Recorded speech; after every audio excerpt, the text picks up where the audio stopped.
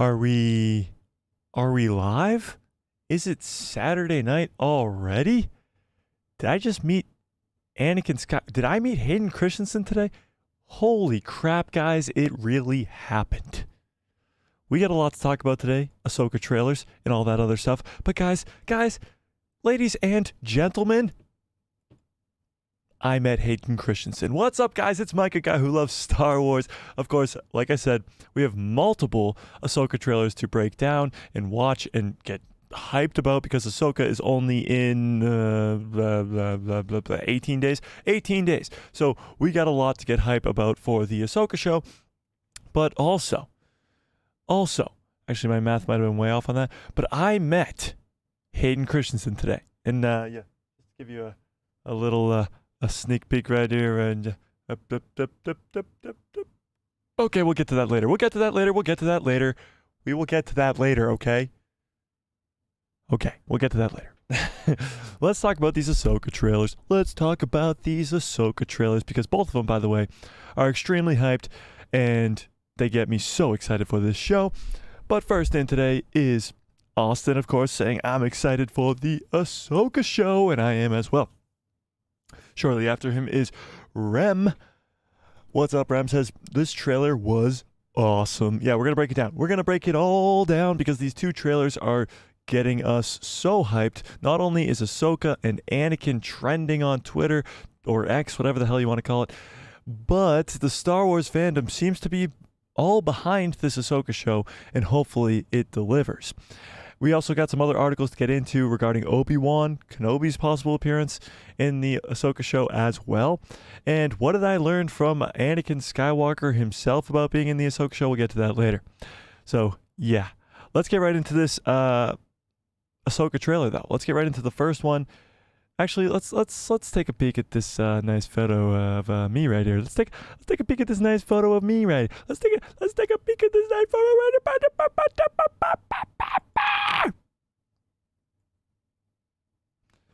Ladies and gentlemen, I did it. They say never meet your heroes, so I met my favorite villain. By the way, he is, like most people think he is, the chillest, nicest dude on the planet. It was quite wild. And it was very, very cool. And if he's ever in town or near you, definitely would recommend going to say hi. He is the man, the myth, legend. And yes, I did not lie to you guys when I told you I was 6'5". I'm a giant, okay? I know. I make Anakin Skywalker look small.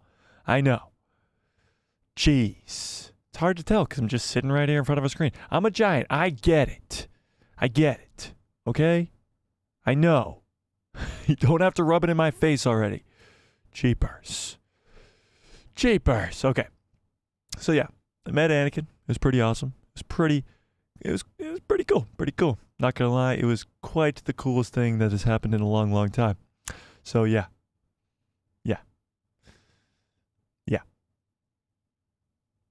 Logan says, I'm pushing 64. Do you mean 6'4" or 64? 64 years old? I'm confused, Logan. I'm very confused. But yes, Hayden Christensen, the man, the myth, the legend, Anakin Skywalker himself. Austin, you're awesome. But thank you very much. Yes, I am a giant, so I did not lie to you guys when I was 6'5". I am giant. Austin Snow says, I think Sabine will use the Force. We'll get into that later. Anthony says, Nice get, Mike. The Master/Apprentice trailer certainly seems to intimate, sure, that Sabine may be mildly Force sensitive. True. You're tall, Mike, since Hayden isn't short. Yeah, Hayden's 6'1", so yeah, I'm a giant. Logan says I'm pushing 6'4". Nice, Logan. Yeah, the weather is nice up here. I do recommend. And Austin, no, you're awesome. All right, let's get into these trailers because they are quite hype. We're going to do the Now or Never one that came out a day ago and is still number 19 on trending. So yeah, the hype for this show is real. So let's watch this trailer. let's watch this trailer. We're going to watch it with full volume on. It's only 45 seconds. Hopefully we don't get copy struck. You know that. Your pal Joe says, I'm 5'9". Well, yeah, 5'9's not bad. 5'9's not bad. What's the average? Like 5'9"? Pretty sure average is 5'9". You're about average Joe. Average Joe, not your average Joe. Okay, here we go. There's so few Jedi left. Let me put the closed captioning on. There we go. There's so few Jedi left. She's coming. Our enemies are multiplying. The galaxy is not safe. I could use the help. It's now or never. Once a rebel, always a rebel. Hunt them down. This is where it gets interesting. Get ready. Ready. Ready.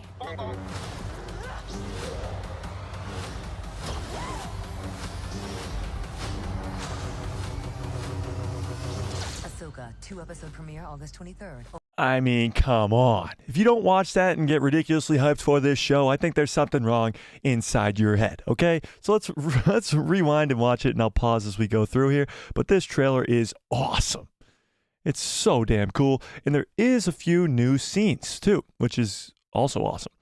It also gives us a lot of context on when and where certain scenes take place in the show, just based off of leaks and rumors and stuff that we've broken down before in other trailers we've seen. So let's break it down a little bit slower here. So it starts off with Ahsoka on this weird thing. We've seen this before in the last previous trailers. There's so few Jedi left. She's coming. So Baylan here, there's some speculation actually about who he is referring to. So he says there's so few Jedi left, she is coming. And clearly this is a hologram on the new ship, this golden ship that we've seen in multiple other trailers that Morgan Elsbeth has created to go save Thrawn. It's supposed to be a ship that she was creating in The Mandalorian Season 2 on Corvus that has the ability to get to this new beyond, this place where Thrawn and Ezra have been trapped for years. This is that ship. We've seen it many times. Actually, let me pull up just real quick here. Whoops. I'll pull this up. Thrawn in Ahsoka trailer. So when we see Thrawn for the first time, when it's behind him, yeah, so this ship, this is the ship we're talking about here. Whoa, why is that so zoomed in? What the heck? Boom, perfect. This ship, that's the ship that we're looking at right here when Baylan is talking in this hologram. So he's talking to most likely Morgan Elsbeth or his apprentice, Shin. Let's just quickly mention the fact that this hologram looks spectacular. Honestly, I mean, I feel like the visuals in these Disney Plus shows for Star Wars have been very, very good as of late. But it could be possible that he's referring to either, of course, Ahsoka, which is the obvious answer, or Sabine. Now, Sabine could be a possibility because of the fact we see, if he's talking to Shin in the first place, we see Shin and Sabine fighting in the woods later on in this trailer and later on in previous trailers. But it's supposed to make us believe that he's talking about Ahsoka here, which makes me believe more that they're trying to kind of mess us up. But we get a great look here at this Inquisitor. Now, this Inquisitor, we still don't know. His code name or whatever his name that has been revealed is Morak or something, Morak, something weird like that. I still don't believe it's a new character. I think it is a character we've seen before, either in disguise or it is another Inquisitor that we've just seen before. I think it's still most likely either Barriss Offee, or Offrey, whatever it is, Barriss Offee. I think it still could definitely be like a Mara Jade type character who is being introduced, which would be kind of wild. But keep in mind this droid is here. These droids are very, very important in this trailer, and they're very important in all the trailers so far. But just remember that this droid is here, because these droids are always here. Our enemies are multiplying. The galaxy is not safe. I could use the help. It's now or never. Once a rebel, always a rebel. Hunt them down. This is where it Sorry. I just got way too distracted. Hang on. We just missed a ton of shit right there. Hang on. What's Always a rebel. So the more and more we get more looks at Hera Syndulla, the better and better she looks. We were concerned that she doesn't look enough like Hera from the Rebels, but she looks great. Once a rebel, always a rebel. Especially here, you get a good look at her. She looks like Hera Syndulla, which is what needs to happen. But this is where it gets interesting. So that's Ahsoka's ship that we've seen many, many times. But this is the Ghost. We haven't really gotten many scenes of the Ghost. And the Ghost is, of course, the iconic ship from Star Wars Rebels. Hunt them down. Again, another look at Baylan. It's very, very brief. But this is the same Stonehenge type, whatever you want to call it, that we've seen many, many times in the trailers. But he has droid after droid. Or actually, these two probably aren't droids. But he has these same droids that show up all the time. And he's saying, hunt them down. Of course, referring to Ahsoka and Sabine. Down. Keep this. Where it gets interesting. So again, this is probably what he was talking about. Hunt her down, and this is where she's being hunted down. Again, the same droids at this same Jedi temple that we saw in the first trailer, where we think she goes into the world between worlds, where she cuts this hole in the ground and jumps in it. There's a lot going on between these trailers that are all interconnected, and they're kind of building up a story that we can finally see at a full scope. Interesting. Get ready. Ready. Ready. It's so funny because she says get ready there. It seems as though, because everybody says, oh, Dave Filoni's going to save the sequels, Dave Filoni's going to retcon the sequels, Dave Filoni's going to do this or that to the sequels. But in these trailers, there's many, many sequel references. I mean, in the first Force Awakens trailer, the most infamous line in it is Rey screaming, get ready! I'm sure, like, you guys remember that, right? In the Force Awakens trailer, when Rey screams, get ready. It's like one of the big like things, and it's this action shot with her and the Millennium Falcon. You guys know what I'm talking about, right? You guys know what I'm talking about? Somebody tell me in the chat, please. Please. You guys know what I'm talking about? It's shortly followed by Finn going, woohoo, because they're fighting in the Millennium Falcon. You guys know what I'm talking about, right? The Force Awakens trailer. Cast your mind back. Cast your mind. Because this is the exact same trailer. Hera says, get ready. And then you hear Sabine go, woo, as she blasts something down. Ready. Ready. Ready.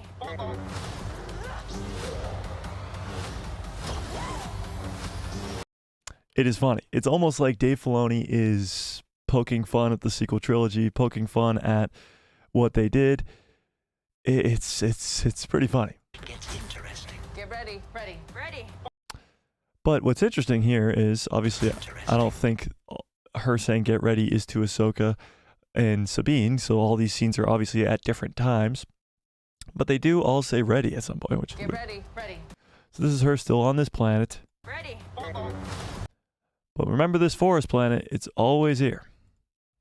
This is when Sabine is fighting Shin in this forest.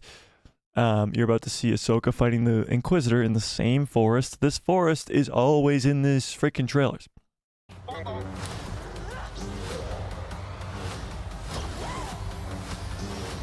The same forest, Shin versus Sabine. And then the same forest, Ahsoka versus this Inquisitor. It's very, very interesting. We don't know where this is. We don't know what planet this is. We don't know what's going on. Ahsoka 2-episode premiere. But what's interesting is this is a different shot than the last trailer. That right there. You see she's very angry in that. This is when their lightsabers collide. She's very angry. That's not the same face that we saw even in the last trailer, which let me pull it up really quickly. This last official trailer that we got. Whoa.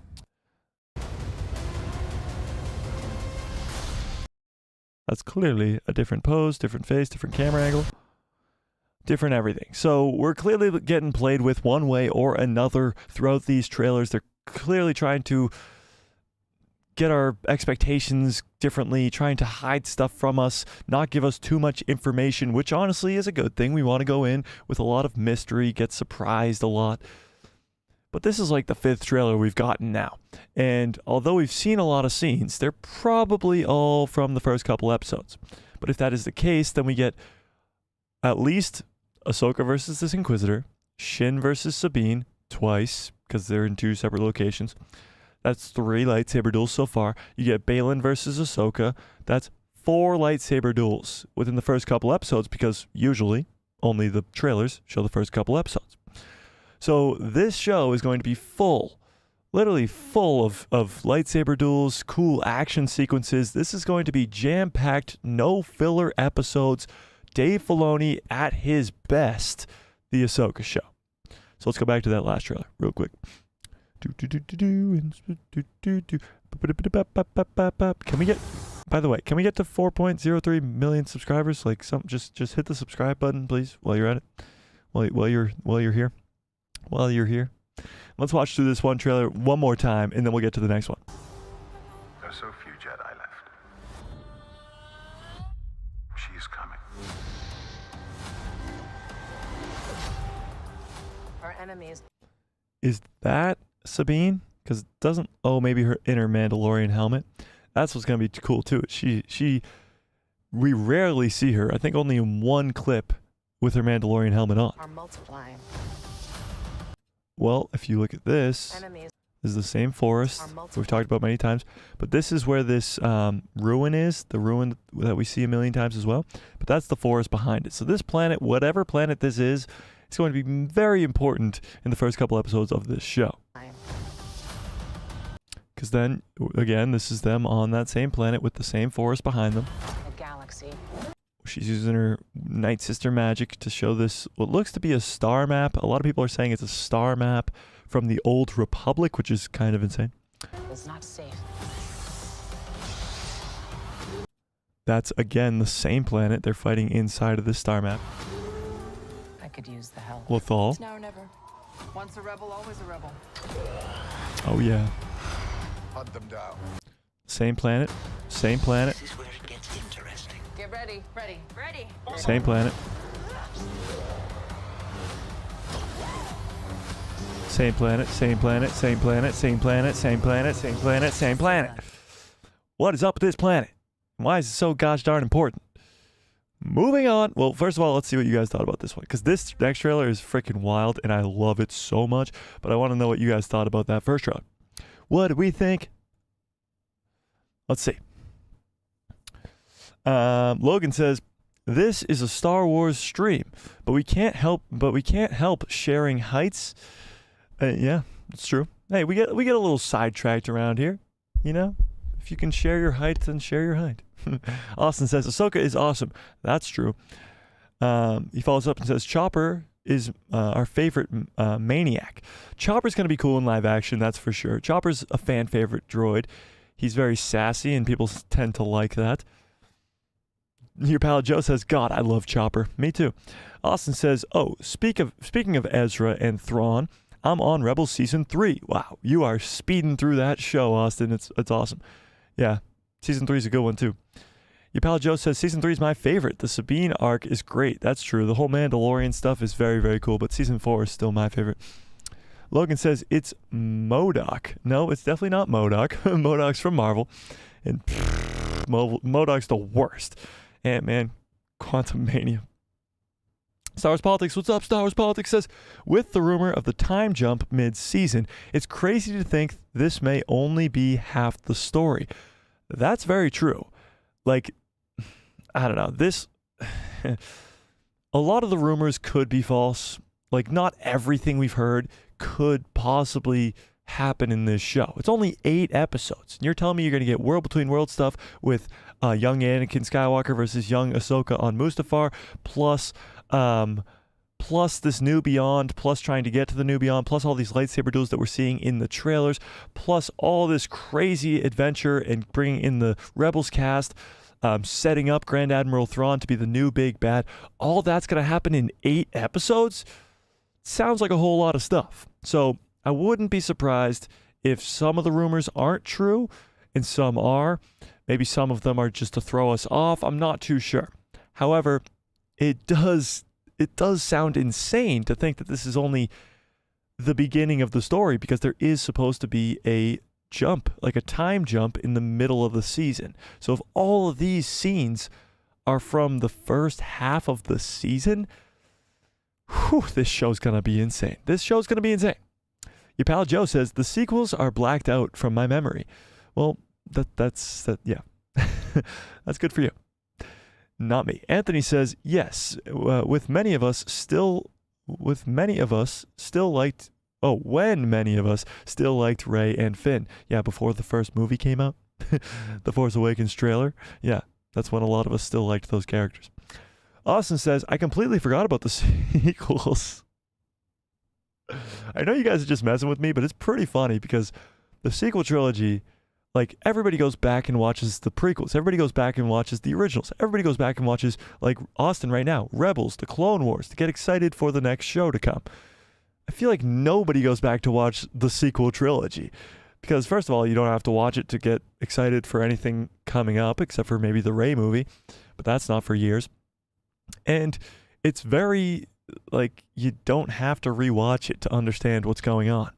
We get it. Rian Johnson split the entire fandom.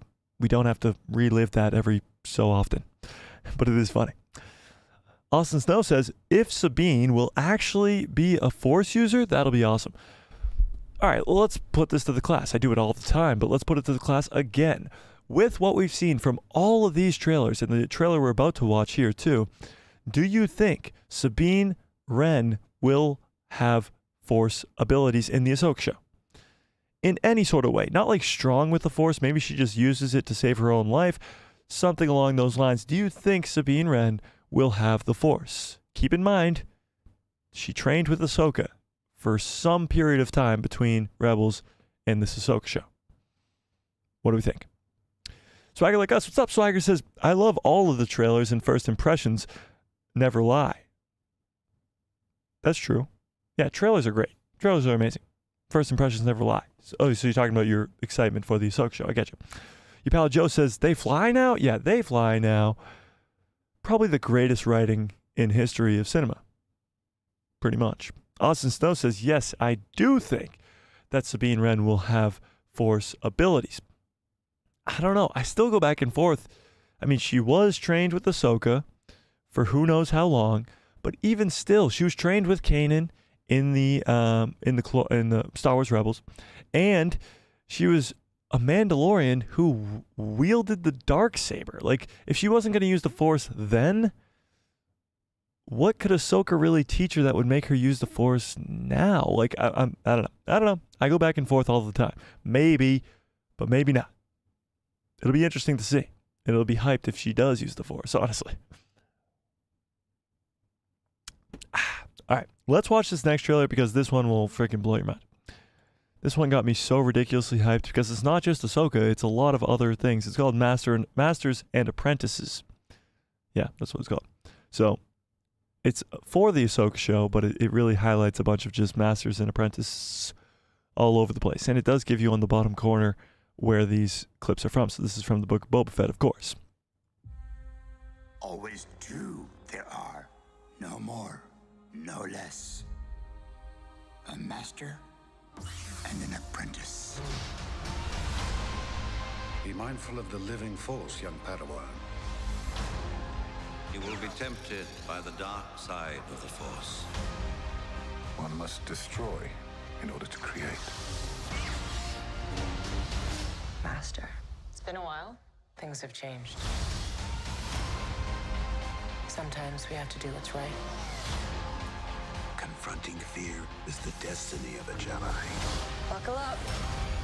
Never be afraid of who you are. Pass on what you have learned. React what they grow beyond.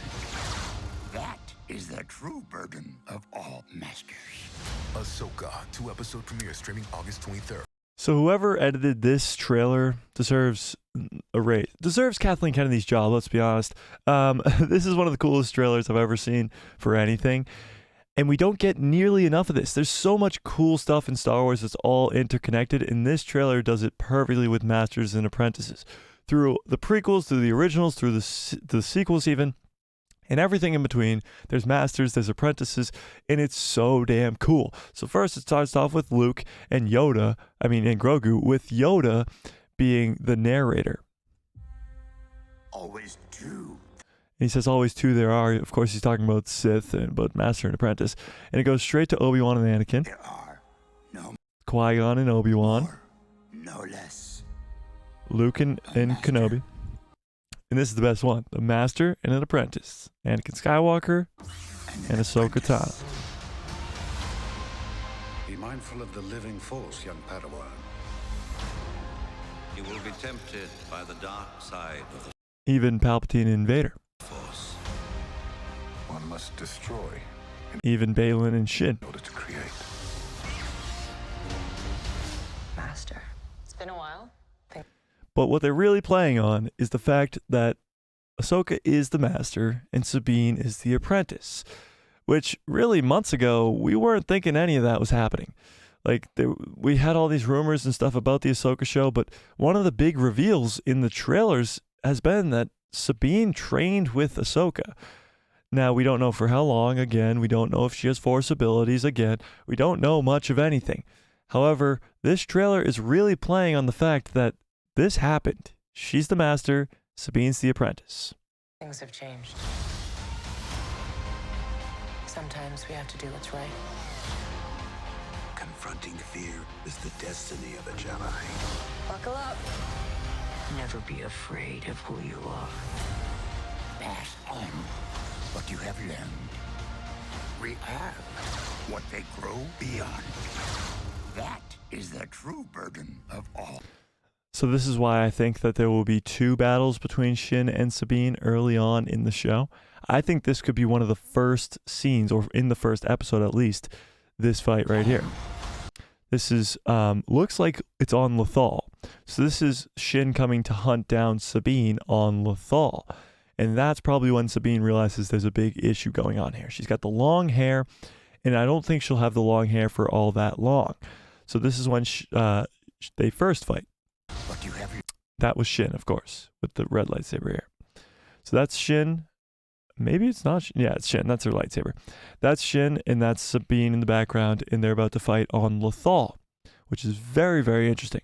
At night on Lothal, we never see any other night scenes on Lothal except for this one, which is very cool.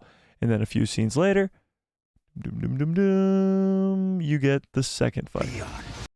On the forest planet, Sabine's got short hair, and this is their second fight, which again is probably going to be in the first couple episodes because we usually only get the first couple episodes in trailers.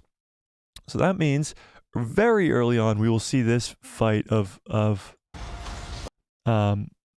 Shin versus Sabine on Lothal at night. So it's going to be very, very cool. This show is going to be unbelievable, and I can't wait. But let's watch this trailer one more time because it gets me so goddamn hyped. always 2 there are. No more, no less. A master and an apprentice. Be mindful of the living force, young Padawan. You will be tempted by the dark side of the Force. One must destroy in order to create. Master. It's been a while. Things have changed. Things have changed. Sometimes we have to do what's right. Confronting fear is the destiny of a Jedi. Buckle up. Never be afraid of who you are. Pass on what you have learned. React what they grow beyond. That is the true burden of all masters. Ahsoka, 2 episodes. Like, that's just 1 minute, and that gets you so ridiculously hyped. Like, does that get you hyped? Does that get you hyped for the Ahsoka show? Because honestly, watching that got me hyped to just watch Star Wars in general. Like, that is perfect. A perfect minute of hype stuff. Now, that video, surprising to me, is not trending, but the other one was trending, which is kind of surprising to me. But what do you guys think?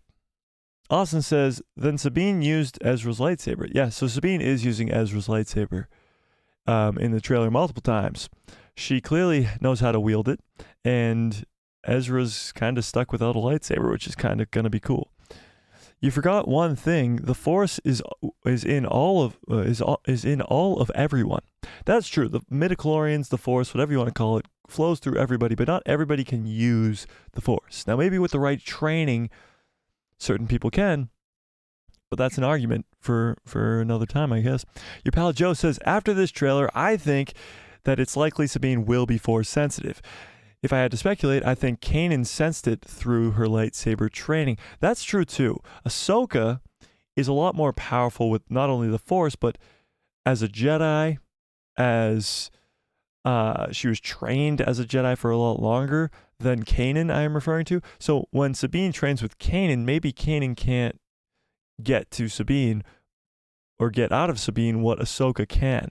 So maybe Ahsoka's just a better master, and that's how Sabine wasn't Force sensitive with Kanan, but becomes Force sensitive, or the ability to use the Force with Ahsoka, which is possible, which is very possible. I mean, when you look at Kanan get absolutely crapped on by Vader when he first meets him, which should happen because Vader's way more powerful than him, it makes sense. But then when Ahsoka can stand her ground with Vader, then you realize how much more powerful Ahsoka is than even Kanan, which is cool.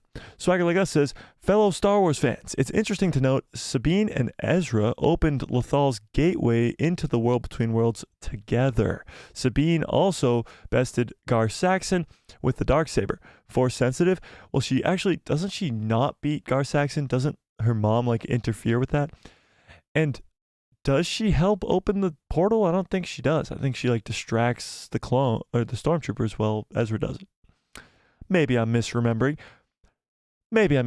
Oh, we got 11 people in chat. Smash a gosh darn like on this video. What are you doing? How do we not have, get more likes on this video? What are you doing? Like the video.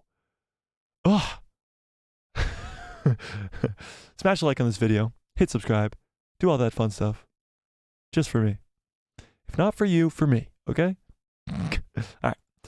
Let's break this down because this article is because of that trailer that we just watched, and it's quite interesting, if I might add, if I do say so myself. So here we go. Ahsoka's new trailer includes 12 major Jedi, Yoda, Rey, and more. So here we go. This is the trailer that we just watched. It's referencing. Jedi warriors like Yoda, Rey, and more took the spotlight in the most recent trailer for the upcoming Star Wars series Ahsoka. Since Disney took Star Wars into the streaming world on Disney Plus, only a couple of projects have focused primarily on the Jedi after they played prominent roles across the entire Skywalker saga. So almost every movie has Jedi at the front of the movie. Pretty much almost all of them except for Rogue One and Solo. But Disney Plus has kind of gone away from that. Other than Kenobi, you have shows like The Mandalorian, The Book of Boba Fett, Andor, that don't really follow the Jedi. After Order 66 was brought back into the forefront during the flashback scene with the Jedi from The Mandalorian Season 3, fans will get even more Jedi action when the franchise returns to Disney Plus in the near future. Jedi highlighted in the new Ahsoka trailer. A new 1-minute trailer for Ahsoka highlighted 12 different Jedi seen across the Star Wars history, highlighting the relationship between masters and apprentices. It's true. Namely titled Master and Apprentices, this new spot featured Jedi-specific lines of dialogue from multiple characters, including a classic Master Yoda lesson from Episode 1, The Phantom Menace, about the Sith Rule of Two. Always two there are, no more, no less, a master and an apprentice. So, you see Luke Skywalker in that. You see Grogu in that. You see Obi-Wan in that. Anakin in that. Qui-Gon in that. Ahsoka, Yoda, Rey, Balin, Shin, Leia, and Kylo. So you see so many different masters and apprentices when it comes to that. So, well, let's do this. Let's do this. First of all, let's start up a poll about those videos. Let's see. Did those trailers get you more hyped for Ahsoka? Yes or no? You tell me. Whoops. You tell me. Whoa, what the hell? There we go. Yeah. Wait, what? What happened? Did that just go away? Oh, no, we're good. You tell me. Did those two trailers that we just watched before that, did those make you more hyped for the Ahsoka show? Yes or no? Yes or no?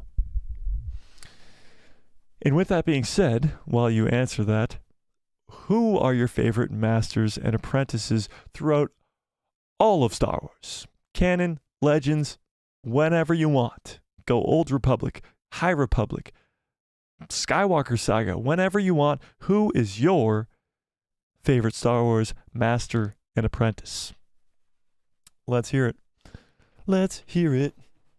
Austin Snow says, like the video, people? Yeah, I know. What the hell? Just kidding.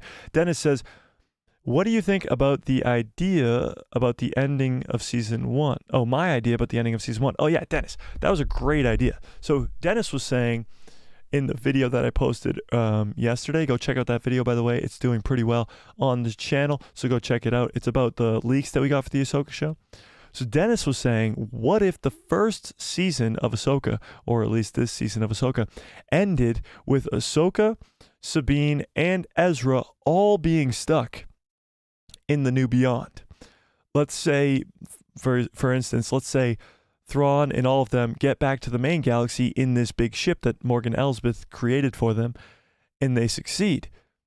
Well, if Ahsoka and Sabine get there via a Purgle or something along those lines, the same way that Ezra got there, then there's really no way to get home, because if there was, then Ezra would have done that. So what if they're trapped there as well? Now you might be asking, well then how would they stop Thrawn from becoming heir to the Empire? Well, here's what would happen. The next show is the Skeleton Crew show. Now we talked about this a little bit on Thursday, but I'm going to touch on it a lot more here. The Skeleton Crew show, we know very little about, and I think that is because the Ahsoka show is going to set it up in a big, big way. Now, I think what's going to happen is the characters of the 4 children that are going to be the main characters and Jude Law's Jedi are going to know how to navigate from this New Beyond to the new galaxy and come across the paths of Ahsoka, Ezra, and Sabine, who are all stuck in the New Beyond. So Dennis's theory, who he says he thinks that all 3 of them will be trapped in the New Beyond at the end of Ahsoka. Maybe, just maybe, the Skeleton Crew show is actually what's going to get them back home. Now, the Skeleton Crew show, we still don't know much about. I don't think we'll get a trailer until after Ahsoka is over, because I think almost everything that happens in the Ahsoka show is going to have huge ramifications for what happens in Skeleton Crew. Because again, we still know very little about Skeleton Crew, and that is extremely odd when it comes to a Star Wars show that's only a few months away. Skeleton Crew comes out before the end of this year, which, I mean, we're already more than halfway through this year. We're in the 8th month of the year, so there's only a few months left. So with Ahsoka ending in end of September, that means you only have, it'll probably come out in November or December, probably late November, early December, if I were to guess. But that's still only a few short months away. And we don't even have a trailer for this show yet. So it'll be very interesting to see how the Ahsoka show plays into the Skeleton Crew show, and how the Skeleton Crew show connects back into The Mandalorian, into Ahsoka, into Book of Boba Fett, and how, because Dave Filoni's movie is a culmination of this entire thing. Mando, Ahsoka, Boba, and Skeleton Crew. Skeleton Crew, the characters, are going to be involved in the combination of all of these events. So they must be very important. But to Dennis's point, I think Ahsoka and Skeleton Crew are going to be very, very, very heavily connected, and that's why we haven't gotten a trailer. We got no information about this Skeleton Crew show. Think about it. We were getting leaks and rumors and reports and everything about the Ahsoka show for 10 months now. We got the World Between Worlds stuff last November. We got the possible Anakin on Mustafar last December. These are really, really old reports. Skeleton Crew comes out in a few months, and we have 0 reports about anything that goes on in that show at all. Very, very interesting. So I think the two are very, very intertwined, as Dennis predicted on the last video.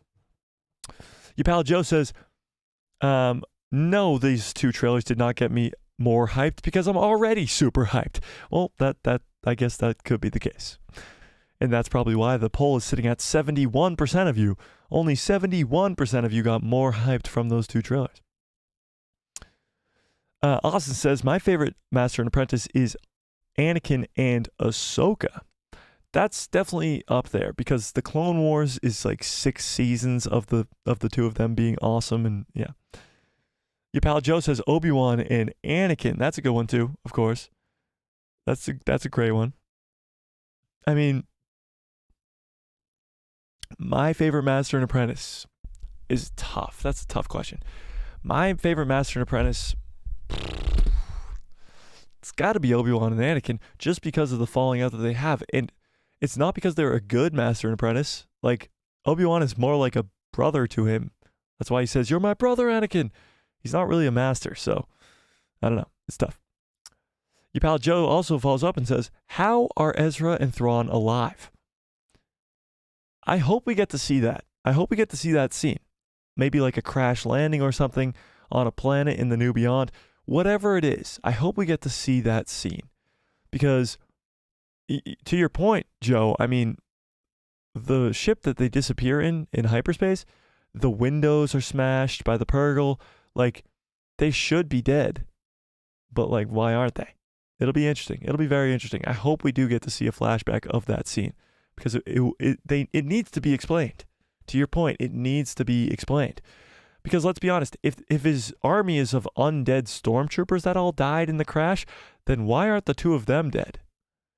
And what if it's more of like Ezra is severely injured in that crash, like maybe breaks his legs and arms or whatever it is, and that's why he has to learn how to use the Force in different ways. That's why he's not with Thrawn through the 10 years. That's why he can't get back, because he's still healing for like years and years. I don't know. There is a lot of unanswered questions that I hope the Ahsoka show will answer all of them.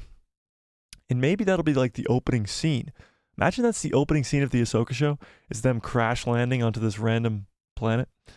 Swagger Like Us says, Mike, I heard a rumor that the Mangold Star Wars movie and the Rey Star Wars movie might get replaced with Dave Filoni directed Mando Season 4 film produced by Jon Favreau. 2 Dave Filoni films, perhaps. So I'm making a video on this. It might not come out for a while, but I'm making a video on this about this Mando Season 4 movie. How it might get put into a movie instead of a show because of the writer's strike. They think it'll be more important. Here's my take on it just briefly.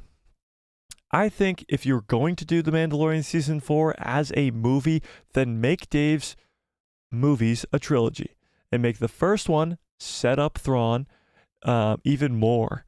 Like set him up with Din Djarin's character and Grogu, and set him up as the big bad inside the galaxy. And then you go to actually Heir to the Empire, and you have Luke involved, and you have Leia involved, and you have Han involved, and you have Ahsoka involved.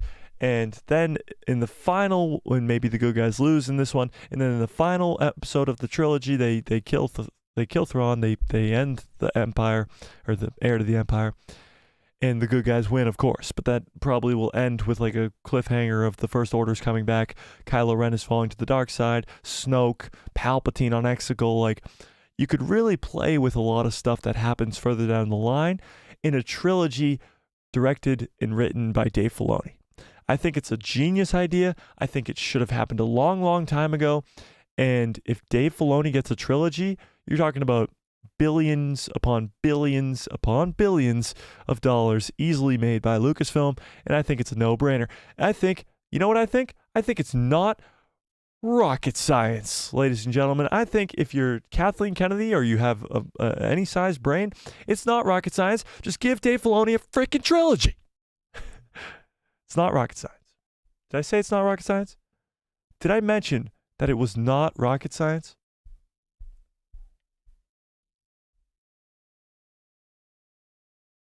This is the worst. Just a little side thing here, side tangent. I met Hayden Christensen. Did I mention that already? Did I show you the picture? Did I show you guys the picture? Did I show you guys the picture?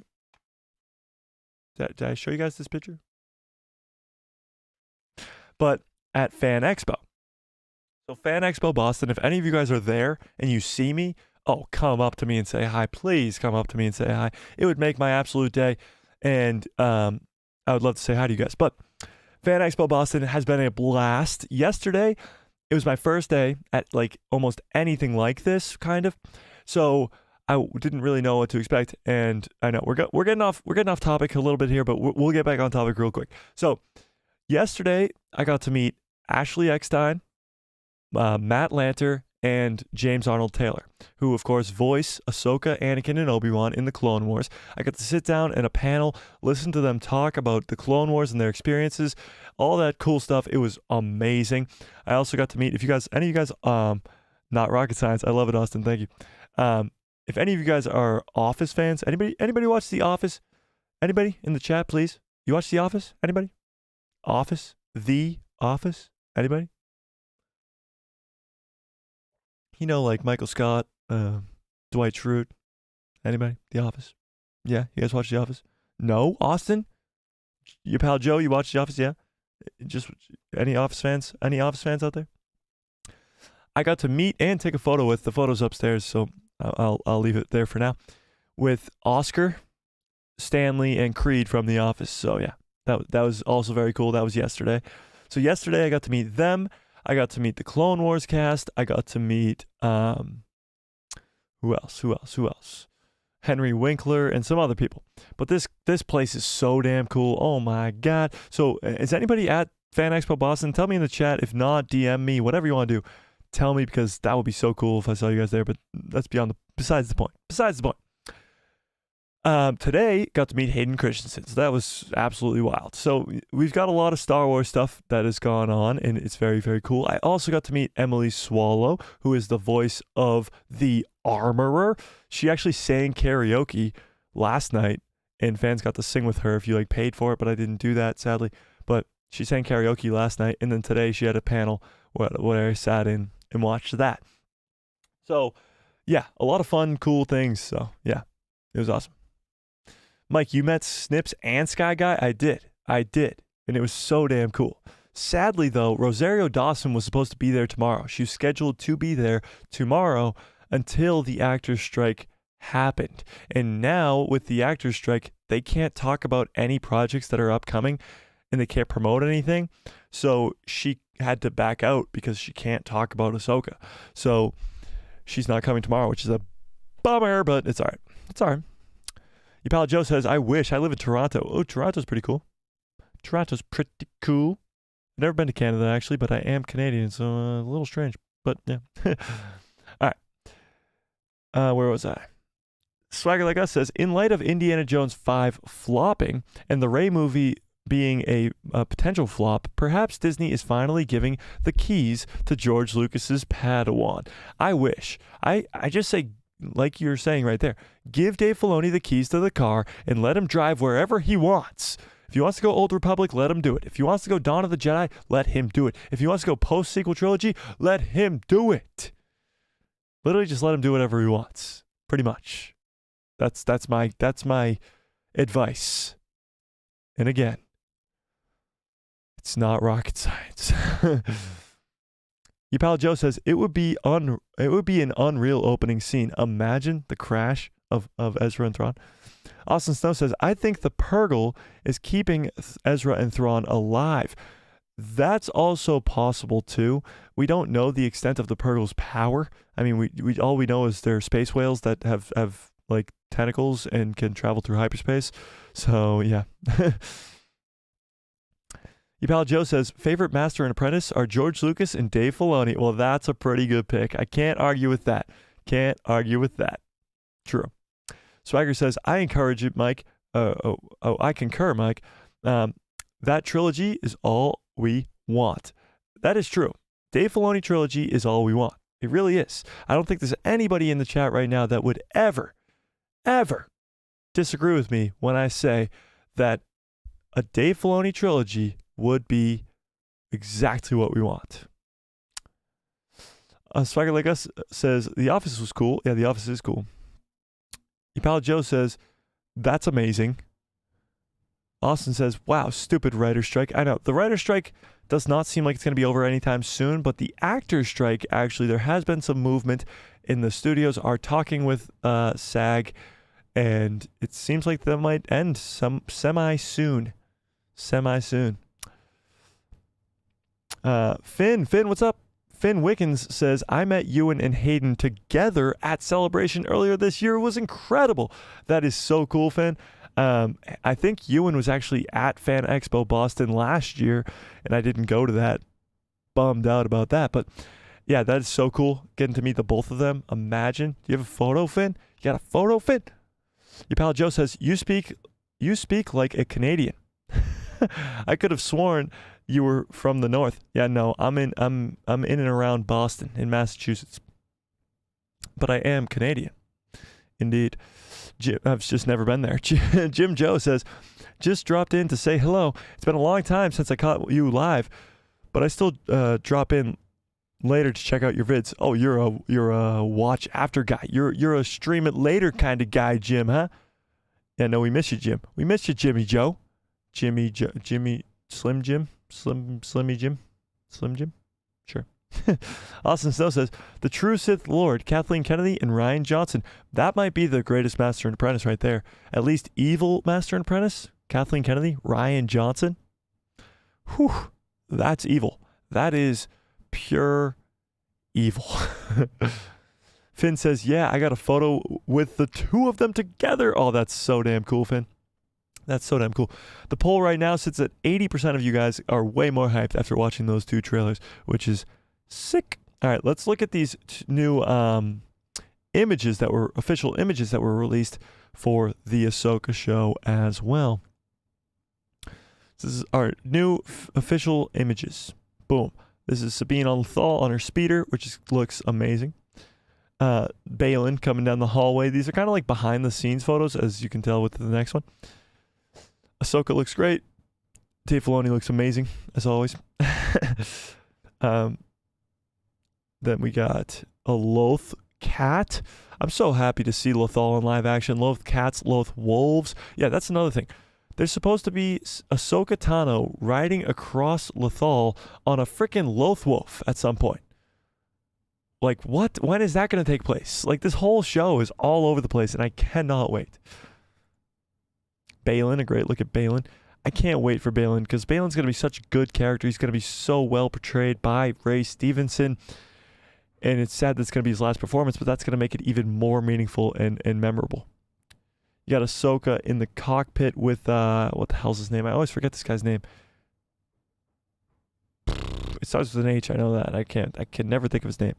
Somebody in the chat help me out. Then you got Shin coming in that New Republic ship.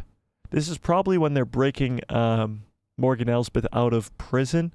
So that's probably what's going on here in that as well. So yeah, a bunch of cool new photos from Ahsoka. My favorite probably being this Loth cat, but that's just me, in my personal opinion.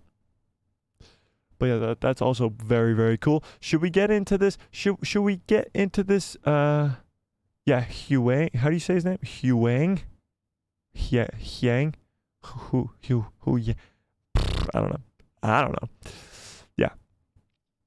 Manifesting Anakin's Force Ghost in Ahsoka. Yeah. So the thing is, when I got the photo with Anakin, I only had like a brief second to say hi. Didn't really get to ask him any questions.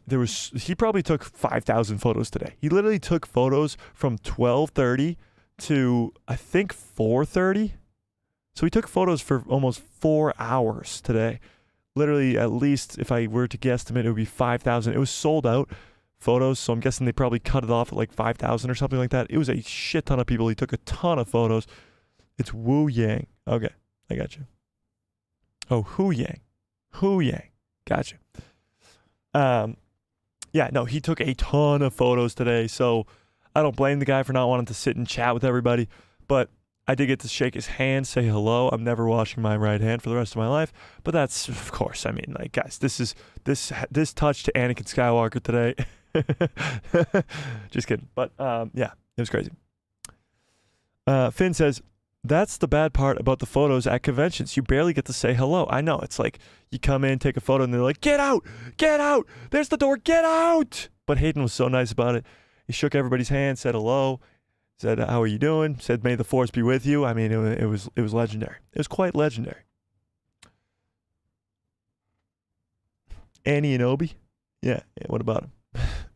All right, let's get into this article about Obi-Wan being in the Ahsoka show. But before we do you guys think that Obi-Wan will be in the Ahsoka show? I know we've talked about Anakin being in there. We've talked about Captain Rex being in there. We've talked about all these different characters being in the Ahsoka show, but we've even talked about Padme being in the Ahsoka show, but we never talk about Obi-Wan Kenobi.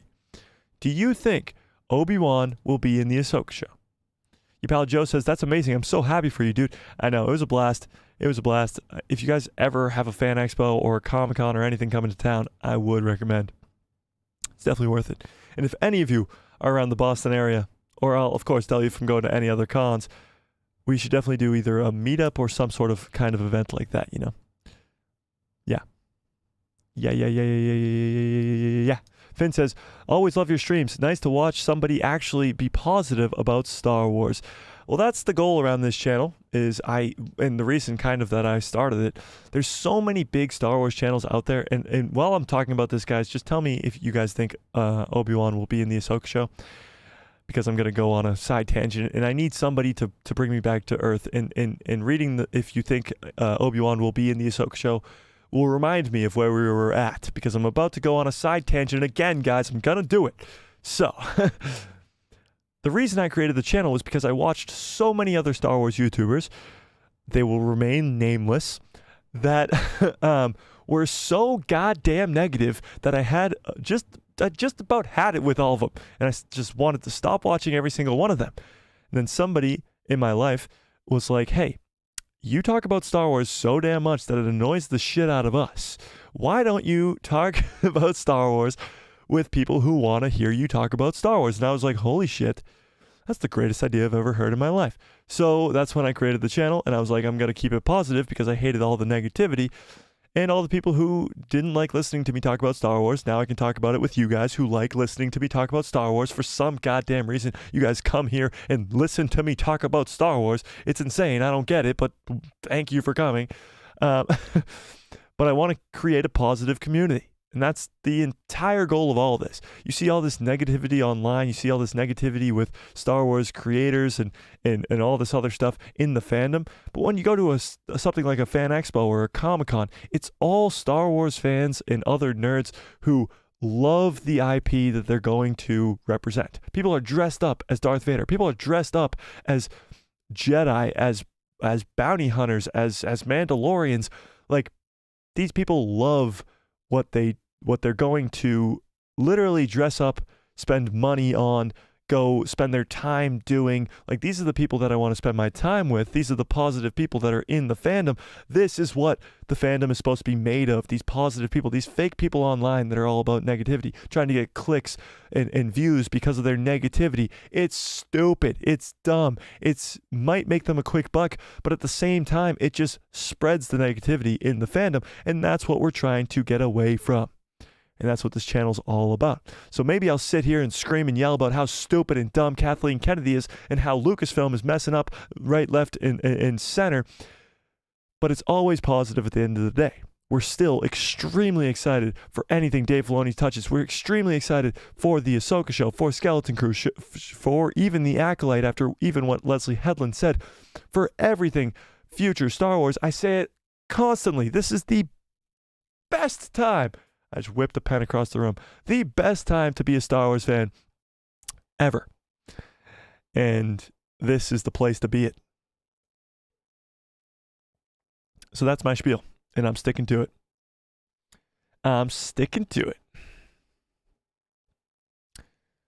Where was I? Your pal Joe says, no, I don't think Obi-Wan will be in the show. Yes, there we go. As cool as it would be. All right. Well, that view that you have right there about the no, him not being in the show might change very soon. Okay? But let me go on. Finn says, nameless. We all know who you mean. Yeah, I mean, I could go on for days about the negative Star Wars creatives, but there's some big ones out there. Big ones that are just so negative all the time. Because either they're George Lucas stans, which of course even I am, but you have to remember, George Lucas sold Star Wars to Disney for a reason. To keep Star Wars going for future people, future fans, and the fans now who love Star Wars. And people who complain even about the sequel trilogy and how Disney's never made a good thing. Clearly, they never watched Rogue One. Clearly, they never watched Solo. Clearly, they never watched The Mandalorian. And clearly, they're just dumb. So, yeah. We all know who we're talking about. Austin Snow says, we love Star Wars. Exactly. And that's the goal. I want all positivity all the time around the channel. And the best part that I've had almost the entire run of this channel as we're growing more and more and more is that it's almost been 99% positive.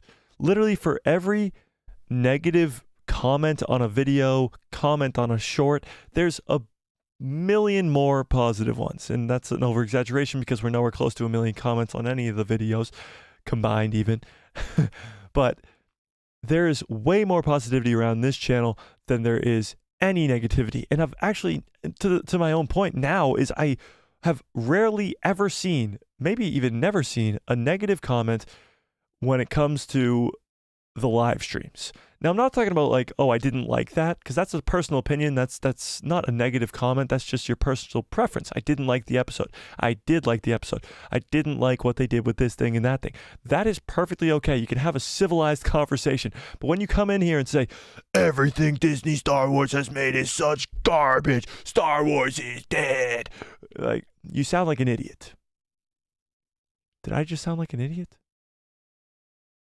Don't clip that. Okay. Austin says, a true Sith Lord, Kathleen Kennedy. That's always true. Your pal Joe says, we love all Star Wars fans. That's true.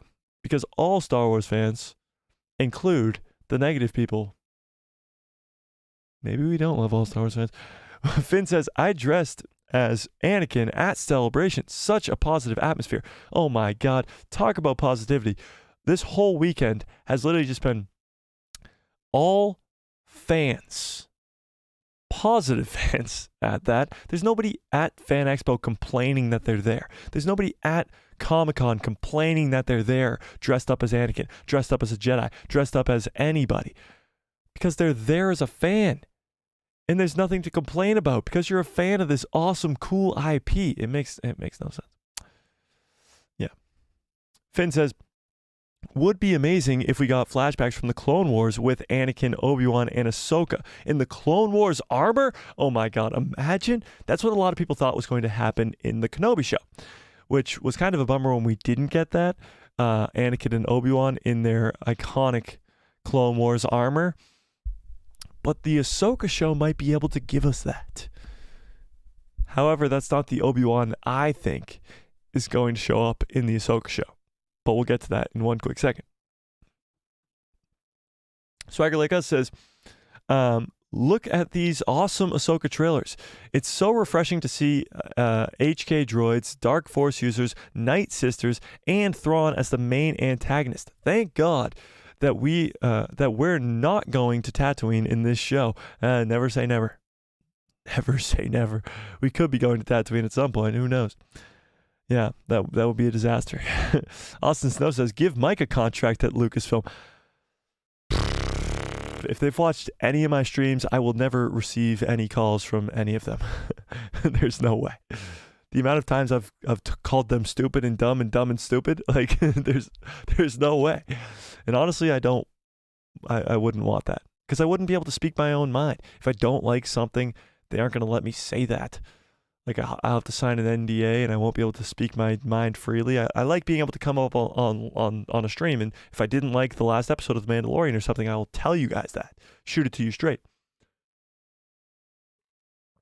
Can't do that if I have a contract with Lucasfilm. All right, let's get into this article. And maybe, just maybe, you guys might think that Obi-Wan could be in the Ahsoka show. So, this is coming from Bestman Bolton.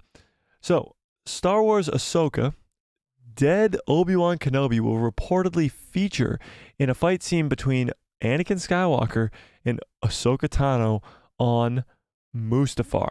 So this is a very cool shot right here. This is rumored to be in the show because of the World Between Worlds. This is supposed to be a very important, pivotal scene in Ahsoka's story because she's going back trying to change the past. Like, her master fell to the dark side, killed like thousands of Jedi, and became this evil presence over the entire galaxy for years. And all that weight rests on Ahsoka's shoulders because she left the Jedi Order and could have stopped Anakin's fall to the dark side. We talked about this on Thursday when I asked you guys, do you think if Ahsoka stayed with the Jedi, Anakin would still fall to the dark side? And all of you said no. Anakin would stay with the light if Ahsoka was there because Ahsoka would be there to stop him from his fall. And I completely agree with you. So that's what Ahsoka also thinks. So she's going back in time through the World Between Worlds to try to reverse what happened. Stop Anakin from falling to the dark side. However, what she's going to find out is that this is destiny. This is destined to happen. And she can't change the past. The World Between Worlds is not a time travel device. So she's going to do this. She's going to have a fight with Anakin on Mustafar, which, holy shit, that's going to be amazing. But that's besides the point. But she's going to find out that it won't work.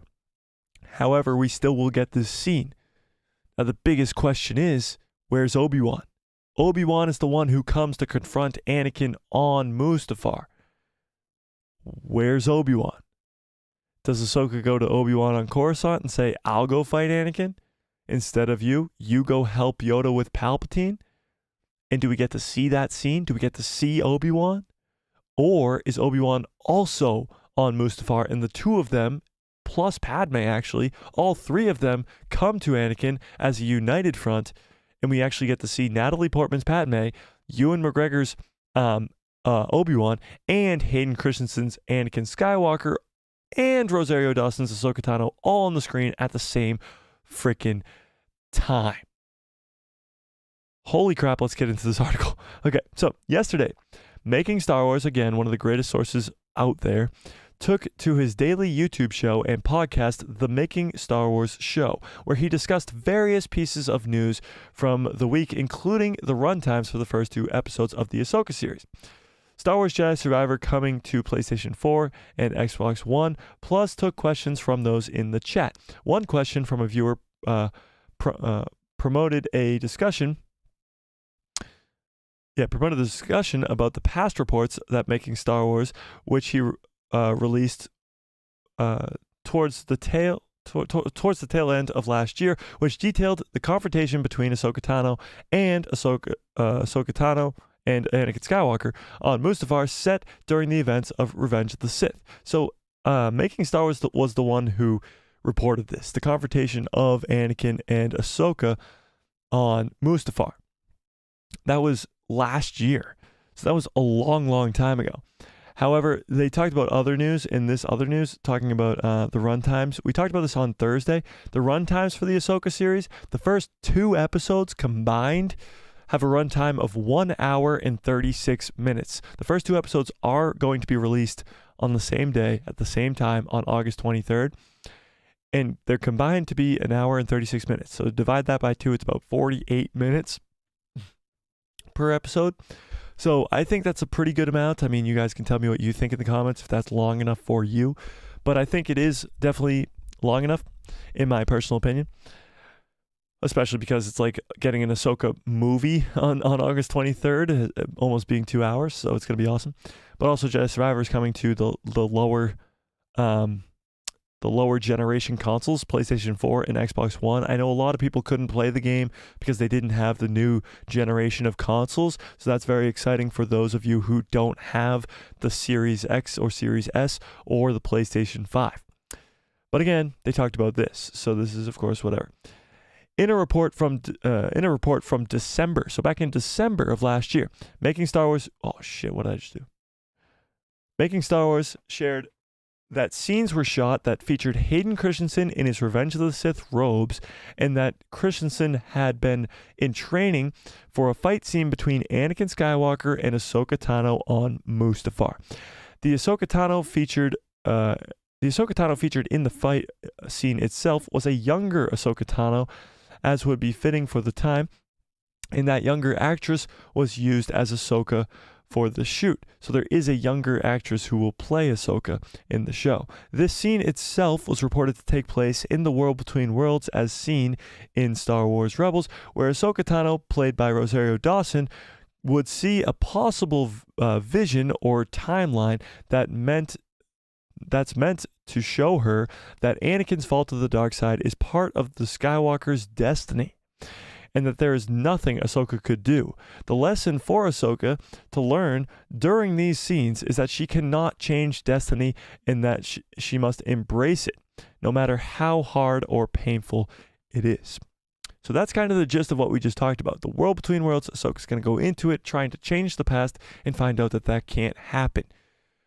Through the course of her figuring that out, we will get to see Ahsoka, younger Ahsoka, versus Anakin Skywalker on Mustafar. Now, is Obi-Wan there? Is Padme there? Let's read on.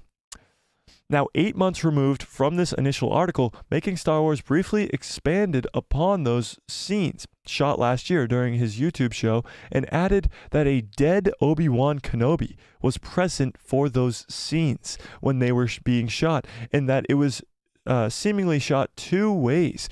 Making Star Wars revealed that one scenario featured Kenobi's corpse, which was a dummy, and another was a pile of clothes, similar to what we see in A New Hope following Kenobi's confrontation of Darth Vader, where he becomes one with the Force. You can read the quote from Making Star Wars below. So before we read this quote, this is insanity. So they're saying that either in one shot, Obi-Wan turns into a Force ghost, or the other, his just dead corpse is there. Now, I believe, personally, if there's going to be an Obi-Wan's dead corpse, there's going to be an Obi-Wan death scene. Now, maybe it's Anakin killing Obi-Wan, but he doesn't even do that in the original scene. He doesn't even do that in Revenge of the Sith. So what changes? How does Obi-Wan die? I don't know. Something must change in this world between worlds thing. We don't really know. But here's the quote itself. They filmed a sequence where Ahsoka sees herself on Mustafar fighting Hayden Christensen's Darth Vader before he's in the suit, so Anakin Skywalker. They are new scenes. They had a dummy for a dead Obi-Wan Kenobi, and they had clothes for a dead Kenobi, which had 2 ideas in there. One is Anakin literally kills Obi-Wan in the fight, where the idea would be Ahsoka and Obi-Wan confront Darth Vader, and somehow Obi-Wan dies. I don't get that. But another is he turns into a pile of clothes, just like he did. He becomes one with the Force at that time in the narrative, which doesn't really make sense because he learns to become a Force ghost after this battle, so that's a little strange. As Making Star Wars went on, he added that the second option, the pile of clothes option, didn't make much sense to him. However, he did say that those 2 versions of a possible dead Obi-Wan Kenobi existed. They were filmed, but joked that the pile of clothes could have just been a placement marker for all he knows. So that's true too, because we know he hasn't learned to become a Force ghost yet. As this show progressed, Making Star Wars urged viewers to remember that the fight scene between Anakin and Ahsoka on Mustafar likely isn't an extended sequence for the fans to get their expectations in check. So it's not going to be the same wicked long fight scene that we see in Revenge of the Sith. It's not going to be a repetition of that. It's not going to be the really, really long fight scene between Obi-Wan and Anakin. We're not going to see that with Ahsoka and Anakin. It's going to be short and sweet. He compared the scene of Ahsoka traversing the world between worlds and seeing various possible timelines as Ahsoka walking down a hallway and looking into mirrors. Meanwhile, that though filming could have taken a significant amount of time, what appears on screen could simply be a few seconds, which would be a bummer. If it was just her walking by a window and we don't actually get to see the scene play out, that would kind of blow. However, it might just be that we get like a few seconds of this scene. Maybe them fighting for a few seconds with a dead corpse on the side, which would kind of be a bummer, but it would probably make more sense.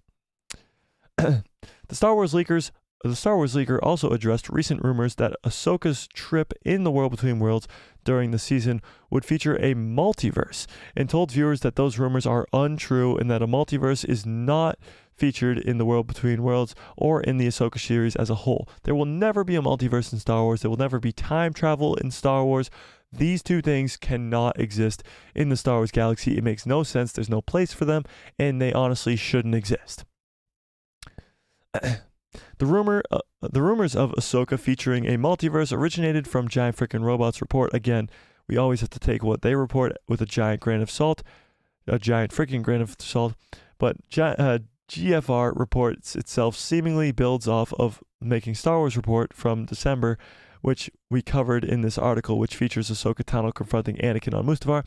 And GFR reports that Ahsoka would see a version of A World Between Worlds where it was her that faced Skywalker on Mustafar and Revenge of the Sith, and another version which Ahsoka Tano serving Darth Vader. So the GFR report added that these scenes would spin off a Marvel's What If style Star Wars Disney Plus TV show, and that's just not happening. That won't happen. In regards to a multiverse report, I personally don't believe blah, blah, blah, blah. So that gets into what he thinks about these reports. But we're going to get into what we think about these reports. So, first of all, do you think it's going to be an extended like fight scene between between Anakin and Ahsoka on Mustafar? Or do you think it's going to be like they said, it's just her walking past the portal entrance? Because if she sees that, I think she's going to stop and look for at least a little bit. A few seconds, maybe 30 to a minute. Give us a little bit of a taste. But I don't know. What do you guys think? Where was I? Finn says, this is all making me even more insanely hyped. Yeah, it's true. Austin says, not time travel. It's not time travel. No. The World Between Worlds is not time travel. Cannot emphasize that enough. Finn says, a de-aged Hayden again? Well, yes, but hopefully they do it better. I think they will have a non-de-aged Hayden as a Force Ghost. At least I hope. I really, really hope we see Force Ghost Anakin because we need so much explained about where he's been this entire time. But yeah. Rem says, what would be the point of that scene? Well, the point of the scene is Ahsoka going into the World Between Worlds to try to get answers. She's trying to go back in and fix the past. Again, like I said earlier, she's feeling the burden of Anakin falling to the dark side. She thinks that that's her fault. So she's trying to go into the World Between Worlds to try to change the past and save Anakin, save her master that she cares so much about. So with that, she's going to see this play out and realize that it can't happen. It's destined for Anakin to fall to the dark side. So that's kind of the point of the scene. Star Wars Politics says, if this is the World Between Worlds, this sequence will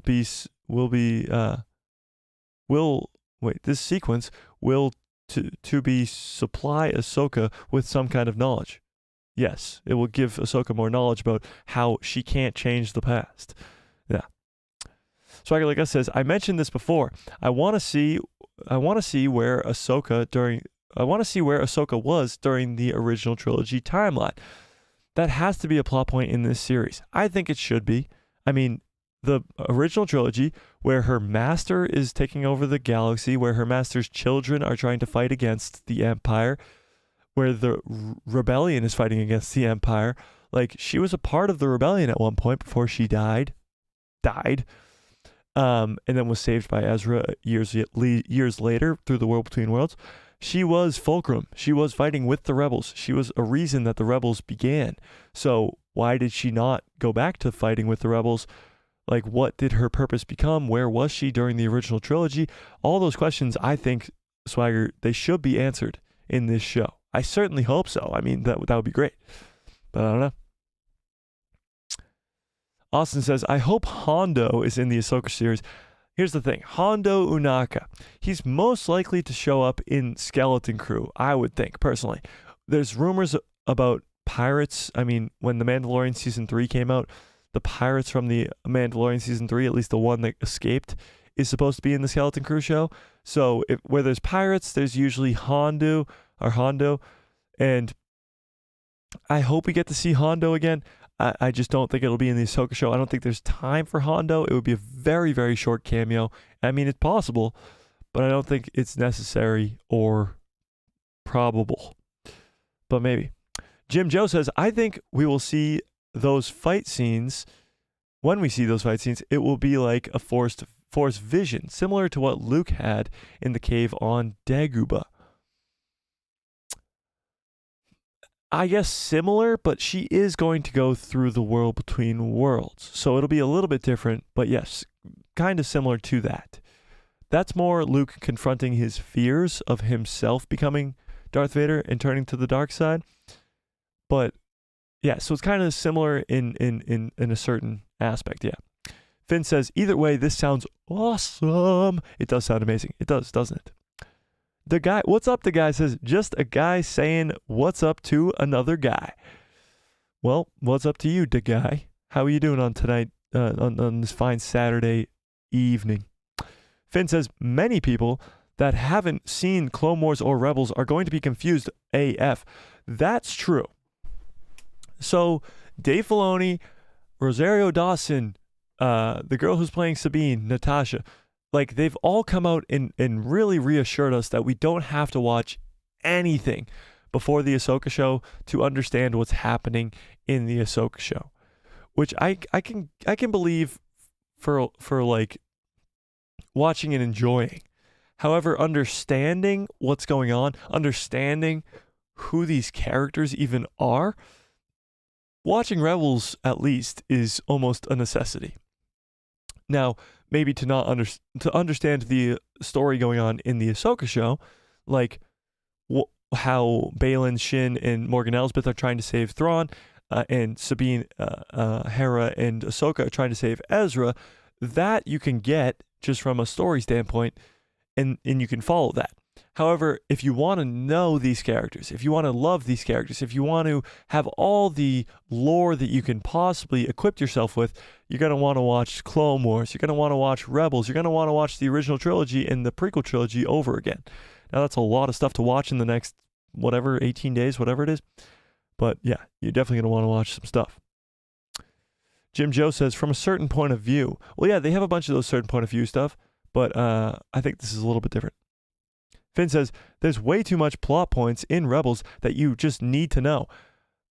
Yeah, I mean, you need to know the characters. But let's be honest, we're introduced to many characters in Star Wars, because Star Wars is set up so strangely, that have such big backstories that you don't know about yet. When A New Hope came out, you didn't know Darth Vader was Anakin. You didn't know the Emperor was Palpatine and his rise to power. You didn't know Obi-Wan's past. So that's kind of where we're at if you're a normie fan who hasn't seen Rebels or Clone Wars coming into the Ahsoka show. You will be introduced to these characters, you will love these characters, but you won't know their past. The same way even like prequel characters like Qui-Gon, Mace Windu, you don't know their past, but you still love these characters. And you can still kind of follow the story without knowing their past. If that makes sense. Does that make sense? If that makes sense.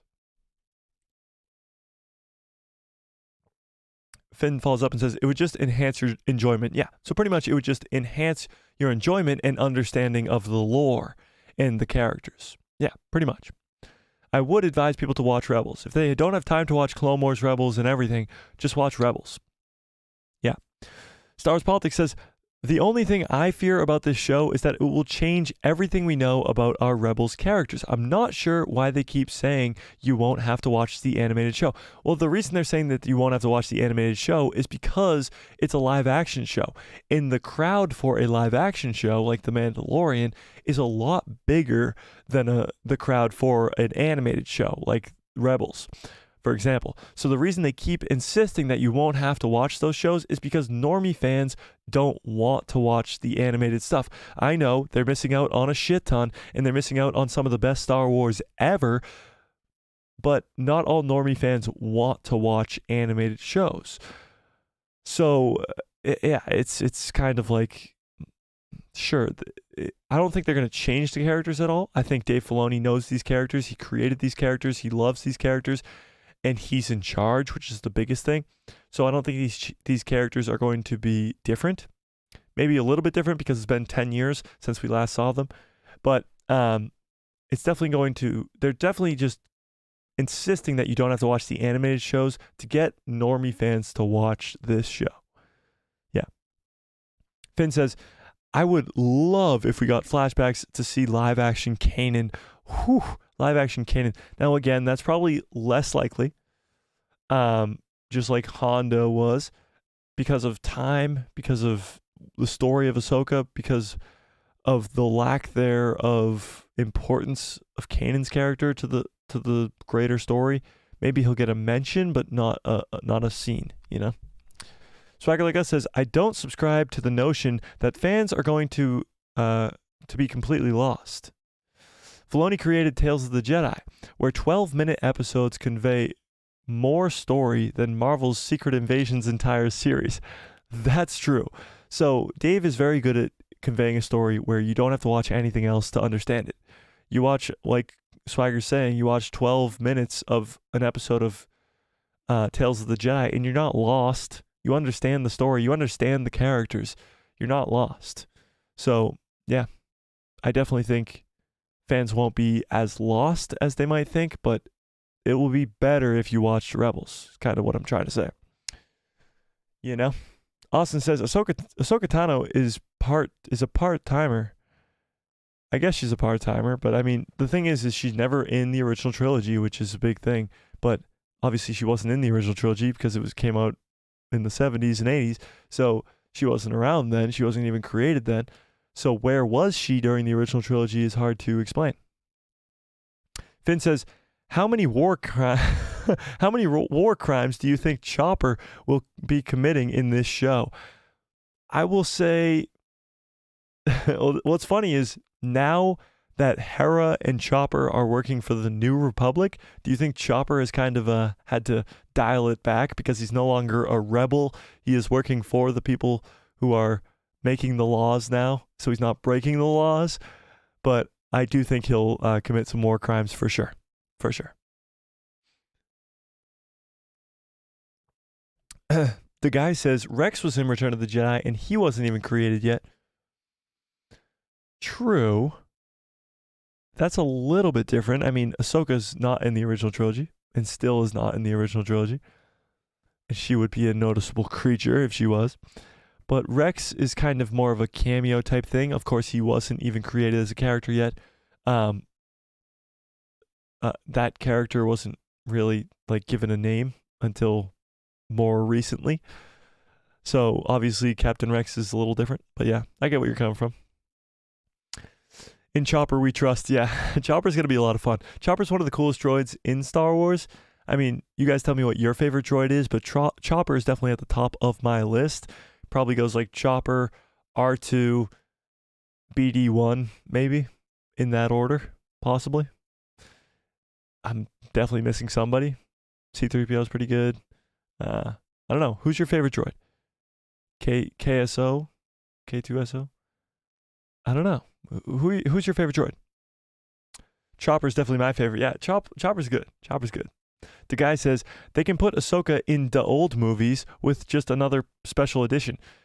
I don't think they'll do that just because George isn't in charge anymore. I mean, maybe George would do that, but George isn't in charge. So he's talking about the 2004 special edition of the new Star Wars movies where George enhanced them with new scenes and stuff. But no, I don't think Ahsoka will ever be put in there. I think they will just explain her story, what she was doing during that time. So, yeah. Swagger Like Us says, speaking of Hera, will we see Jason Syndulla as co-pilot in the trailer? Wait, what, we do? Do we actually? Wait, Swagger, what? Do we? Austin Snow says, my favorite droid is R2. That's true. He's great. Special editions, Snai Snootless PTSD. I don't know what that is. We see a tiny fragment of the back of Jaden's head. Wait, what trailer? Which trailer are you guys talking about? Is Jason Syndulla really in this trailer? Whoa, that was loud. Hang on, we're rewatching the trailers, ladies and gentlemen. At what time? Can somebody give me a time?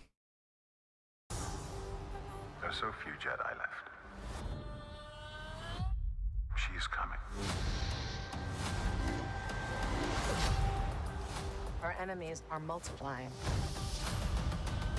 The galaxy is not safe. I could use the help. It's now or never. Where's... Once a rebel, always a There's Hera. I don't see Jason here. rebel. Oh, wait, you guys are right. Holy shit, I didn't even notice this. That's Jason Syndulla. Holy crap. Okay. Holy shit. Wow, who caught that? Jesus. Okay, so this changes everything. This gets me even more excited. Holy crap. Holy crap. Jason Syndulla. All right, so I may make a full-on video about this, guys, and I know it won't make any views because nobody knows who Jason Syndulla is, but I might make it anyway. Holy crap. Okay, so Jason Syndulla, boom. That's him. I mean, who else could that possibly be? Nobody. Absolutely nobody. But there's Chopper, there's Hera, and there's Jason. Okay, so this makes things even more interesting. We don't know anything about this show. Forget everything I ever told you about the Ahsoka show. We're going back to square one. We know nothing. We know absolutely zero about this show. Okay? Jason Syndulla is in the co-pilot seat. How the fuck are you going to introduce such an important character, Force-sensitive Jason Syndulla, probably because Dave Filoni loves Legends material, he's going to be the Jason Solo that we never got in canon Star Wars. So Jason Syndulla is pretty much the new Jason Solo. And he's going to be a Force sensitive. He's probably going to train with Ahsoka. He's probably going to train with Luke Skywalker. I mean, this changes everything. Jason Syndulla, are you freaking kidding me? Let me put up a brief poll here. Let me put up a brief poll here. We'll end the last poll. See where that poll ended. I know. I get excited. I get excited when it comes to Jason Syndulla, okay? Because nobody, absolutely nobody cares about him, and he doesn't get the respect he deserves. Yeah.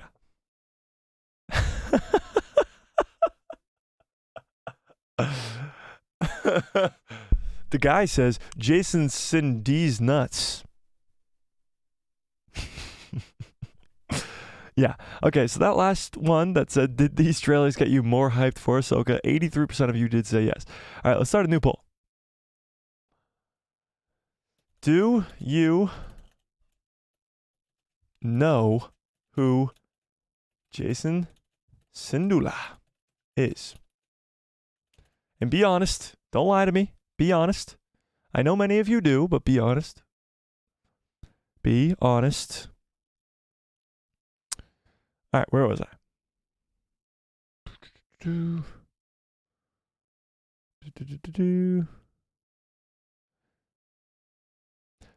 Snoodle is the CGI that they put in the special editions that sang the song. Oh, really? That's the creature's name? That's hilarious. The girl? Is it a girl? I don't even know. So I guess says Jason is riding shotgun. That is crazy, dude. I'm so glad you guys saw that. Jason is a very underrated character for me, and I really love him. The guy says, you think it will be someone silly like Jimmy Kimmel's nephew in Mando? Jimmy Kimmel's nephew was in Mando? I didn't know that. Jason Syndulla and Jason Solo. So yeah, Jason Solo is in Legends. He is a Force sensitive. He's a very powerful Force user. He's, of course, the child of Han and Leia. And Jason Syndulla is probably going to be the Kanan version of that character. Well, Jason was something that happened like off screen because it's a kid's show, right? Yeah, so if you didn't watch Rebels, Jason Syndulla is the child of Hera Syndulla and Kanan Jarrus, but it obviously happened off screen because it's a kid's show. But Jason Syndulla changes the game. He changes the name of all the games, pretty much. And I'm excited. Wow, 80% of you guys do know who Jason Syndulla is. I'm impressed. But it does change a lot because is he going to play a main role in this show? Like, what? And why are they hiding him? You know they put this in the trailer. A brief second of the back of his head in the co-pilot seat. You know they did this for a reason. You know Dave Filoni's sitting here laughing at us. You know he is. He's like, ha ha ha, Jason Syndulla's coming, and you guys don't even know about it. Here's the thing. There's a few things that Dave Filoni has purposely left out of these trailers that are really going to make us ridiculously hyped. The identity of this Inquisitor, Jason Syndulla, Ezra Bridger. Ezra Bridger is only mentioned or shown in the hologram that he left at the end of Rebels. We haven't seen him. We don't know what's going on with him. We don't know if he's a good guy, bad guy, whatever. And of course, Grand Admiral Thrawn. Like, we saw Grand Admiral Thrawn for a brief second in the trailer, but we didn't really get anything more than that. We just got a brief second of him. So, yeah, there's a few things that Dave Filoni is really keeping us secret here going into this show. Yeah, the guy says it would be, would he be a Jarrus or a Doom? Well, he's a Syndulla. He's neither. He's a Jason Syndulla, and it's probably because Hera's still alive and just takes his mom's last name. But yeah, I don't know. Finn says it turns out if he turns out to just be a random kid, well, that would suck. That would really suck. Finn says, do you think Barriss Offee will make an appearance in the show? Would be cool to see a duel with Ahsoka and Barriss. Well, a lot of people think that this Inquisitor could be Barriss. I mean, it's still possible, I guess. I hope we see Barriss. Now, the rumors of Barriss were one of the first things to come out about the Ahsoka show. But like I said on Thursday, I don't think those really have that much pull to them anymore, because those were very, very early on. It was before the show even started filming. And it was when Dave Filoni mentioned that there was a lot of lightsaber duels in the show, and there wouldn't be a lack of lightsaber battles, lightsaber on lightsaber combat. And people were like, well, who is Ahsoka gonna fight? And that's when Barriss kind of came up. So I don't think Barriss will be in the show. I would be pleasantly surprised if she was, but I'm gonna say I give it like a 20% chance. 20% chance of Barriss being in the show. I can't wait for like the prediction streams before that first episode. I can't wait for the prediction streams for the next episode and the next episode after that. The breakdown streams, the live streams, watch parties. Whew, it's gonna be a fun time. It's gonna be a fun time. 18 days can't come fast enough. Jim Joe says, I want to see Ezra help train Jason. Me too. Absolutely. I want to see Jason's father's apprentice train him. How cool is that? Like, Jason's father is Kanan Jarrus. Kanan trained Ezra, and now Ezra, the Padawan of his father, gets to train his son. That's so damn cool. So cool. The guy says, you said Ezra might be a villain. Now I question spending $100 on that Funko Pop. I love him. Well, Ezra's still awesome in the Rebels if he does come out to be a villain. I don't think he will be a villain. I mean, he might show up as a, like, darker Ezra than we've seen before, but that might be because he's so jaded being by himself for 10 years trying to survive. But when he sees his friends, I'm sure we'll get the Ezra that we know and love, you know? And maybe, like somebody said in the last stream, I'm sorry, I forget who it was. Might have been Dennis. I completely forget. Somebody tell me if it was you. Somebody said in the last stream on Thursday, what if Ezra has a Sith spell put on him? I mean, not a Sith spell, a Night Sister spell put on him that makes him evil and track down and try to fight Sabine and Ahsoka. And they have to get the spell out of him, like in Rebels, when Ezra and Sabine go to get the Darksaber on Dathomir from Darth Maul, and there's this whole sequence where they get their bodies get taken over by these Night Sisters. What if that happens to Ezra? How cool would that be? That would be wild. The Night Sisters are going to be very, very important in this show for sure. For sure. Swagger Like Us says, seeing Jason Syndulla makes me excited for the future. Dave Filoni's content with Grogu in the future. That's true. I mean, past the sequel trilogy, now you have Grogu, you have Ezra, you have Ahsoka, you have Jason, you have all these cool characters that Dave Filoni has created himself that can move past the sequel trilogy. Maybe Rey is thrown in there, but now Rey doesn't have to be the main focus, which is cool. Finn says, a bit off topic, but what is your favorite Star Wars The Clone Wars story? It is a bit off topic. Yeah, it is. Keep us on topic, Finn. Jeez. Just kidding. Probably Mortis, just because of how crazy it is, but the Siege of Mandalore, I mean, is so iconic. It's literally like a movie. It's awesome. But yeah, those are probably my two favorite. Yeah. What about you, Finn? What's yours? Do you think the theory of Ezra training... Wait, what do you think of the theory that Ezra will be training Grogu? I don't know. That kind of sounds cool to me. I mean, Grogu's already trained with Luke Skywalker. He's already trained at the Jedi Temple.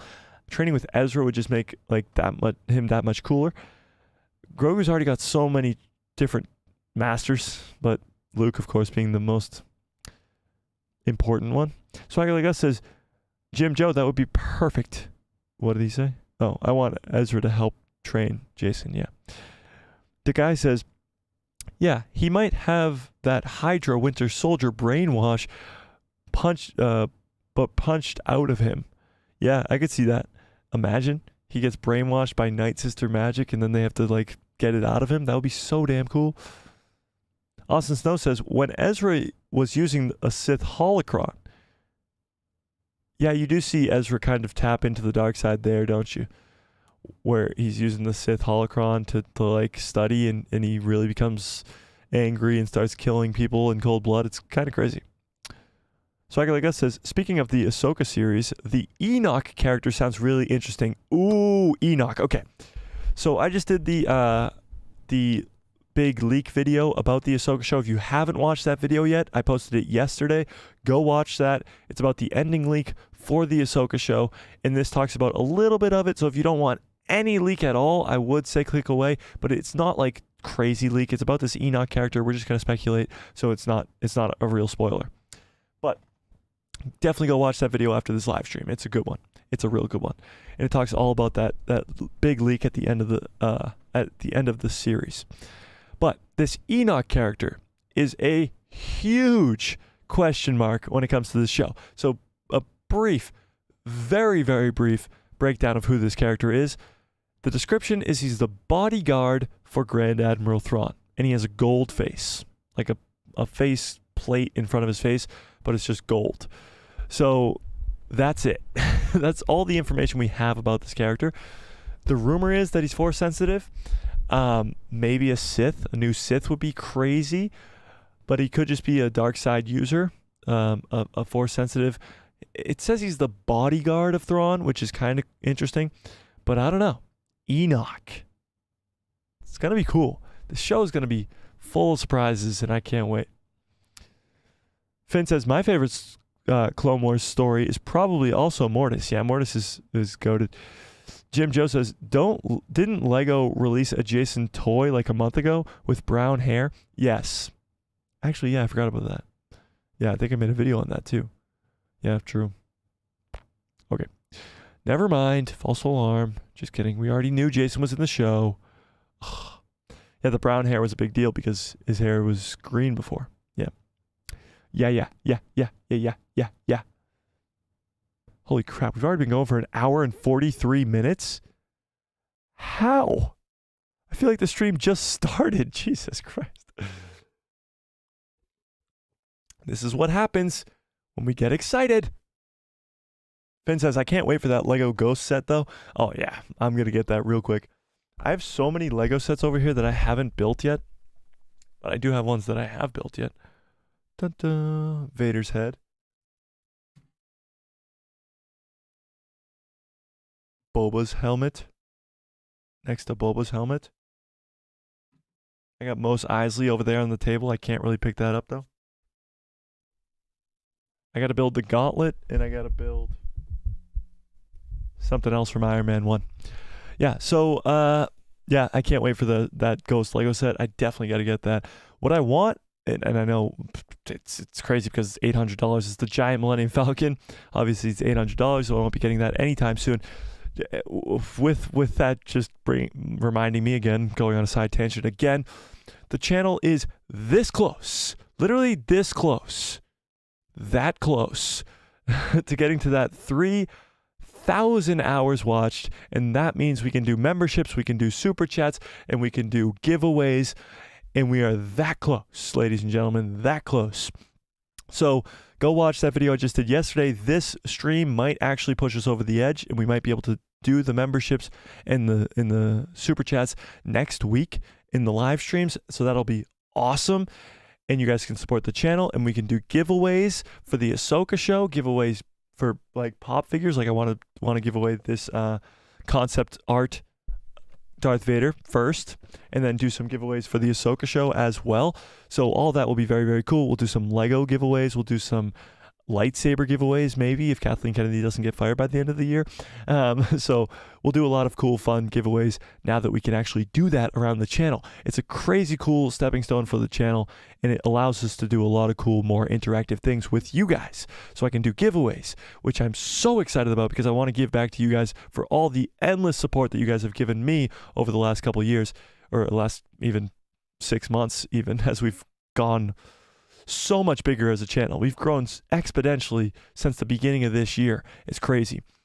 So yeah, all the love in the world to you guys for supporting me. And now I get to be able to actually give back to you guys is the coolest thing possible, and I can't wait to do it. So I can't freaking wait.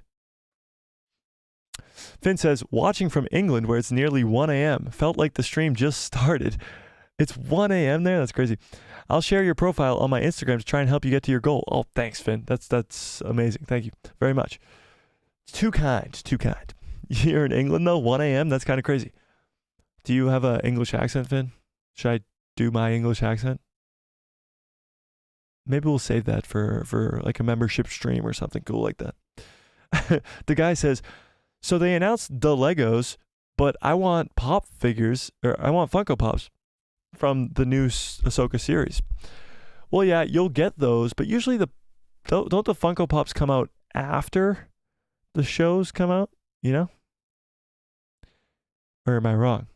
Do we get pop figures before the show or after? So like I says, Ahsoka's 2-episode premiere can't get here fast enough. I know. And I'm so excited that it's 2 episodes and not just the one. I know people are kind of bummed out about it because it means we only get 7 weeks of Ahsoka and not 8. Losing my voice.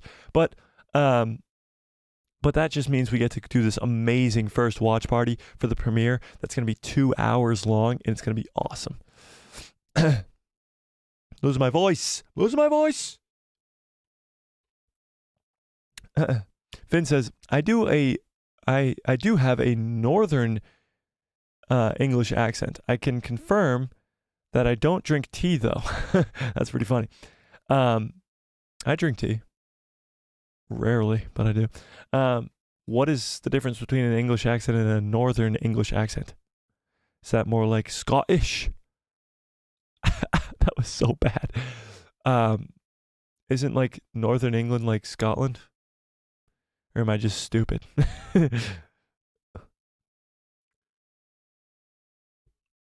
Finn, does my accent sound stupid to you?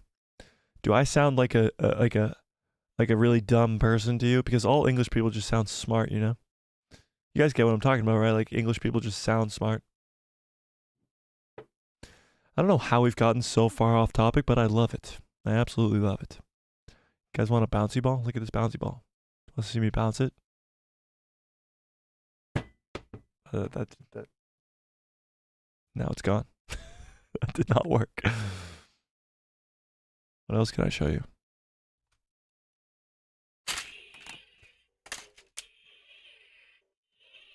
That's from 2006. Okay. We're getting very off topic. Any other Star Wars news going on today? Oh, wait, there's this, of course. How could I forget? I met Hayden Christensen today. I know I already said it once, but I'm saying it again. And yes, I know I'm a giant. Get over it, guys. I'm a giant. Hayden Christensen's 6'1". I'm 6'5". I'm bending over to make him look taller. You're welcome, Hayden. Imagine, he took 5,000 photos today. 5,000. His face must hurt from smiling that much. How has nobody questioned the random girl in my photo?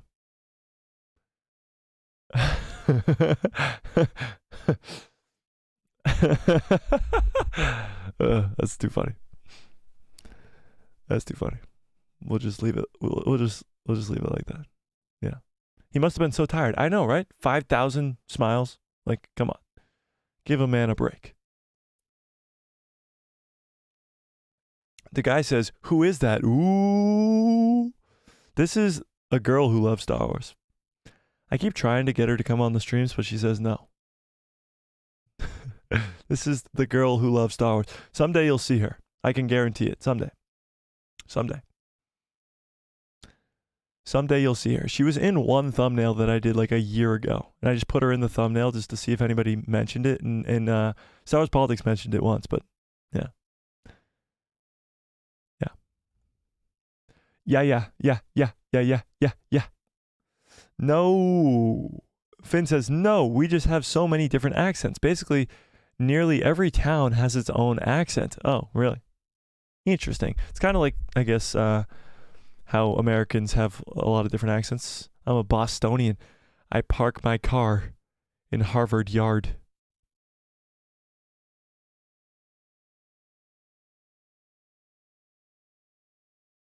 Then you have the southern accents where people talk like they have molasses in their mouth. The guy says, it's the shy girl. She's a fan of Anakin. Yeah, she is. She's a fan of Anakin for sure. I got her into Star Wars. I'd like to take credit for that, but she has yet to watch the Clone Wars or Rebels, so I'm still working on it. She's watched the prequels, originals, and sequels, and I'd love to tell you guys that she's a massive prequel fan. The question is, which of you loves Star Wars more? Well, that would definitely be me. I mean, I'm the one who's introduced her to Star Wars, so yeah. But Swagger Like Us says, as a fan who saw all prequels opening day, seeing you meet Hayden Mike is awesome. I know, I wish I was able to watch the prequels opening day, but given how I wasn't even born in 1999, and I was only a few months old in 2002, and I was only 3 years old when Revenge of the Sith was rated PG-13. It was hard for me to get to those premieres. But yeah. Yeah. Finn says, yeah, so I definitely don't sound like people from London do. Oh, interesting. Austin says, like Arnold Schwarzenegger. Well, Arnold Schwarzenegger, well, is that what you sound like, Finn? He has a get to the job. I can't do it, Arnold. I can't do it. I'm not good with the voices, guys. I'm not good with the voices. I wish I was. I have my own voices that I do that are just random. But yeah. Like, I'm not good with the voices. The guy says, did she have some silly goose question when you showed her Star Wars? Oh, plenty. Yes. Plenty. But that comes with new fans, you know? That's natural. She came in knowing that Anakin was Darth Vader, of course. She knew like some of the basics, but yeah. We've watched everything except for Mando, Rebels, and Clone Wars. So yeah. And I told her she can't watch Mando because she wants to watch Mando. I said she can't watch Mando until she watches Clone Wars and Rebels. Yeah.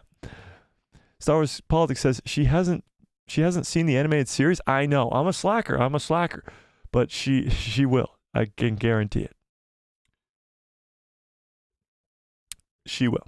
She's a big prequel fan, so she'll love the Clone Wars for sure.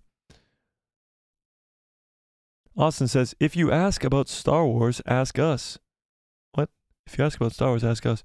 Oh, I'm definitely bringing her on live streams. For sure. Yeah, you guys want me to bring a girl who loves Star Wars onto live streams? I'm going to do it. I said she should make her own channel. I did tell her that. I was like, you would probably get bigger than me because you're a girl. And nerds love girls, let's be honest. The guy says, she saw Bad Batch and Resistance? No, because you didn't mention those. No, she hasn't watched any animated stuff yet. Actually, no, we did watch the Clone Wars movie. She watched the Clone Wars movie. That's it. Austin says, yes, Mike, make a poll. Make a poll on what? Oh, bringing her on stream. Should we do it? All right, let's pull it up. We'll pull it up real quick and then we'll get on out of here because we're coming up on 2 hours almost. This has been the quickest stream ever, guys. You guys are the absolute best. Should I bring... I'll just put her as a girl who loves... A girl... Well, let's put it in quotations, I guess. A girl who loves Star Wars on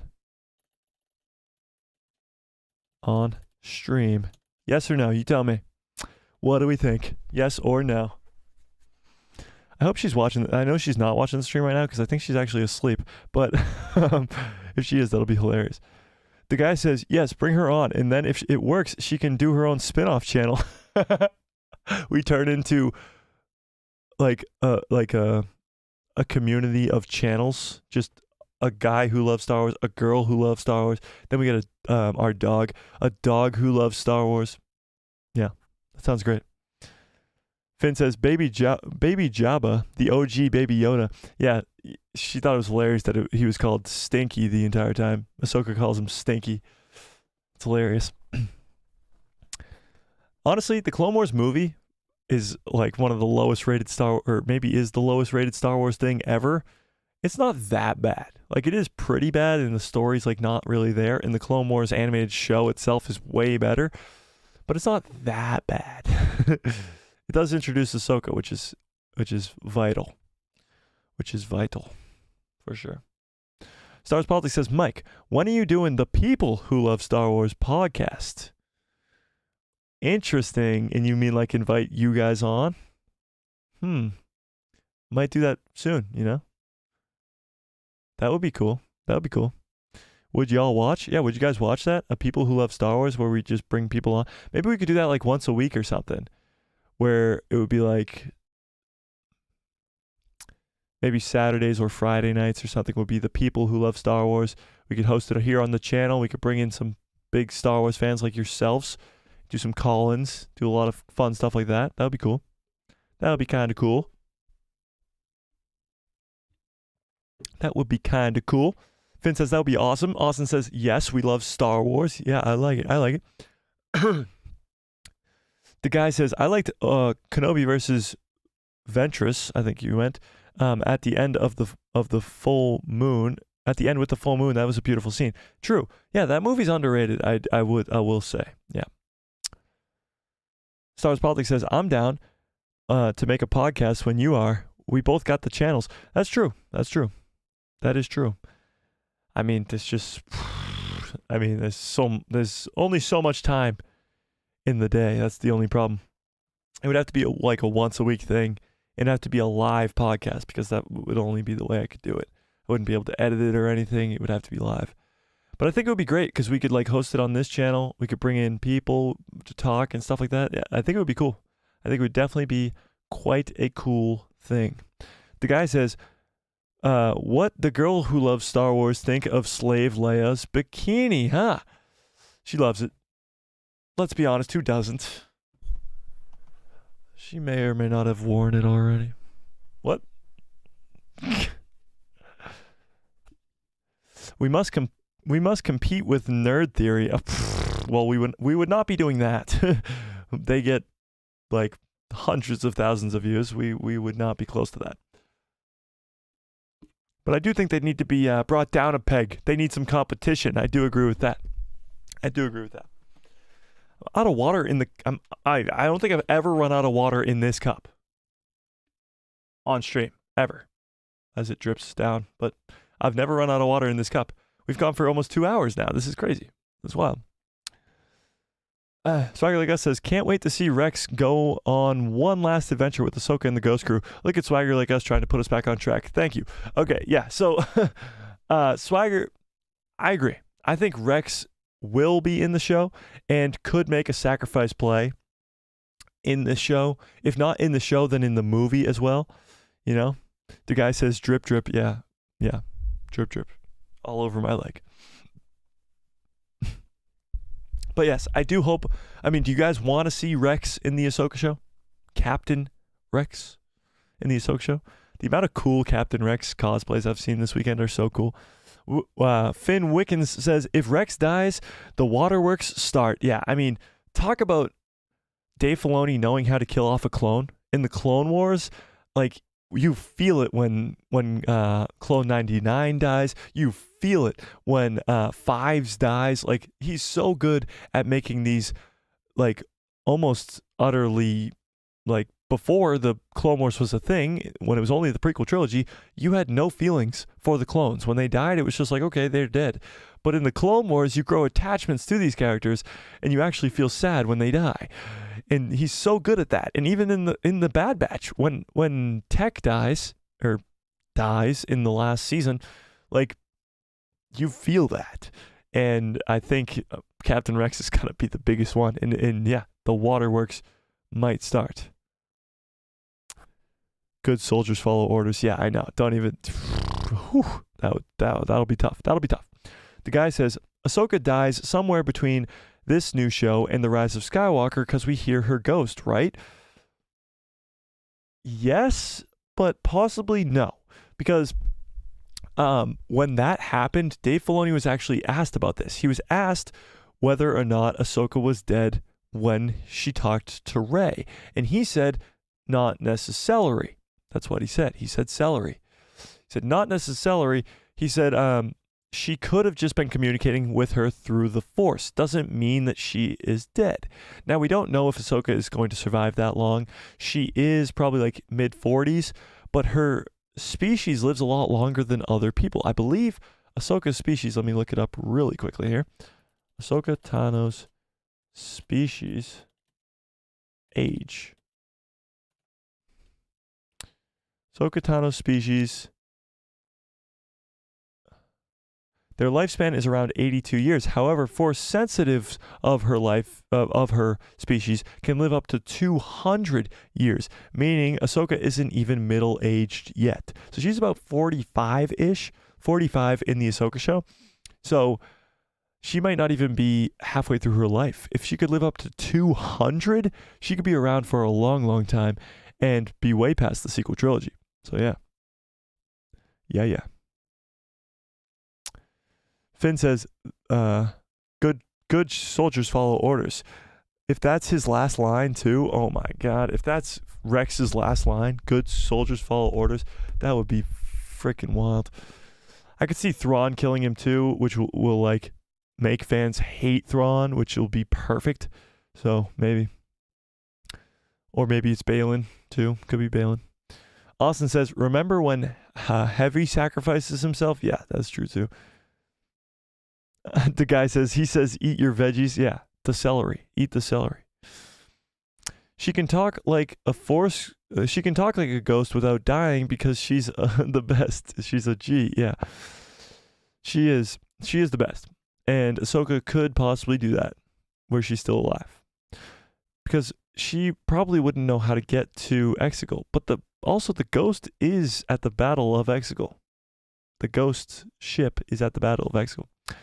So Agaliga says, Rex is one of the greatest modern mythological arcs. Bad Batch Season 1 and 2 has added to the mythos brilliantly. I agree. Rex is such a great story. I mean, he is the best clone, and I don't think many of you would argue when I say that. I know a lot of people have some favorite clones that aren't Rex, but Rex is the best clone, or at least most important clone, and his death is going to be felt hard. Austin Snow says, like Yoda species? Well, Yoda species survives 900 years, at least Yoda did, so it's a little bit longer, so maybe not 900 years, but Ahsoka could live up to 200 years, which would be insane. That would be wild. And I'm sure we would love to see more of Ahsoka. Wow, 100% of you guys say yes. We might have to bring her on stream. We might have to bring her on stream. 100%. We've never seen... Oh, never mind. 88%. Oop. Looks like it's not happening. 88%. 88% yes. All right. I think we're going to get on out of here. Oh, if we see Rex interact with Anakin's Force Ghost, imagine Ahsoka, Luke, and Rex get to interact with Anakin's Force Ghost. Insane. Insane.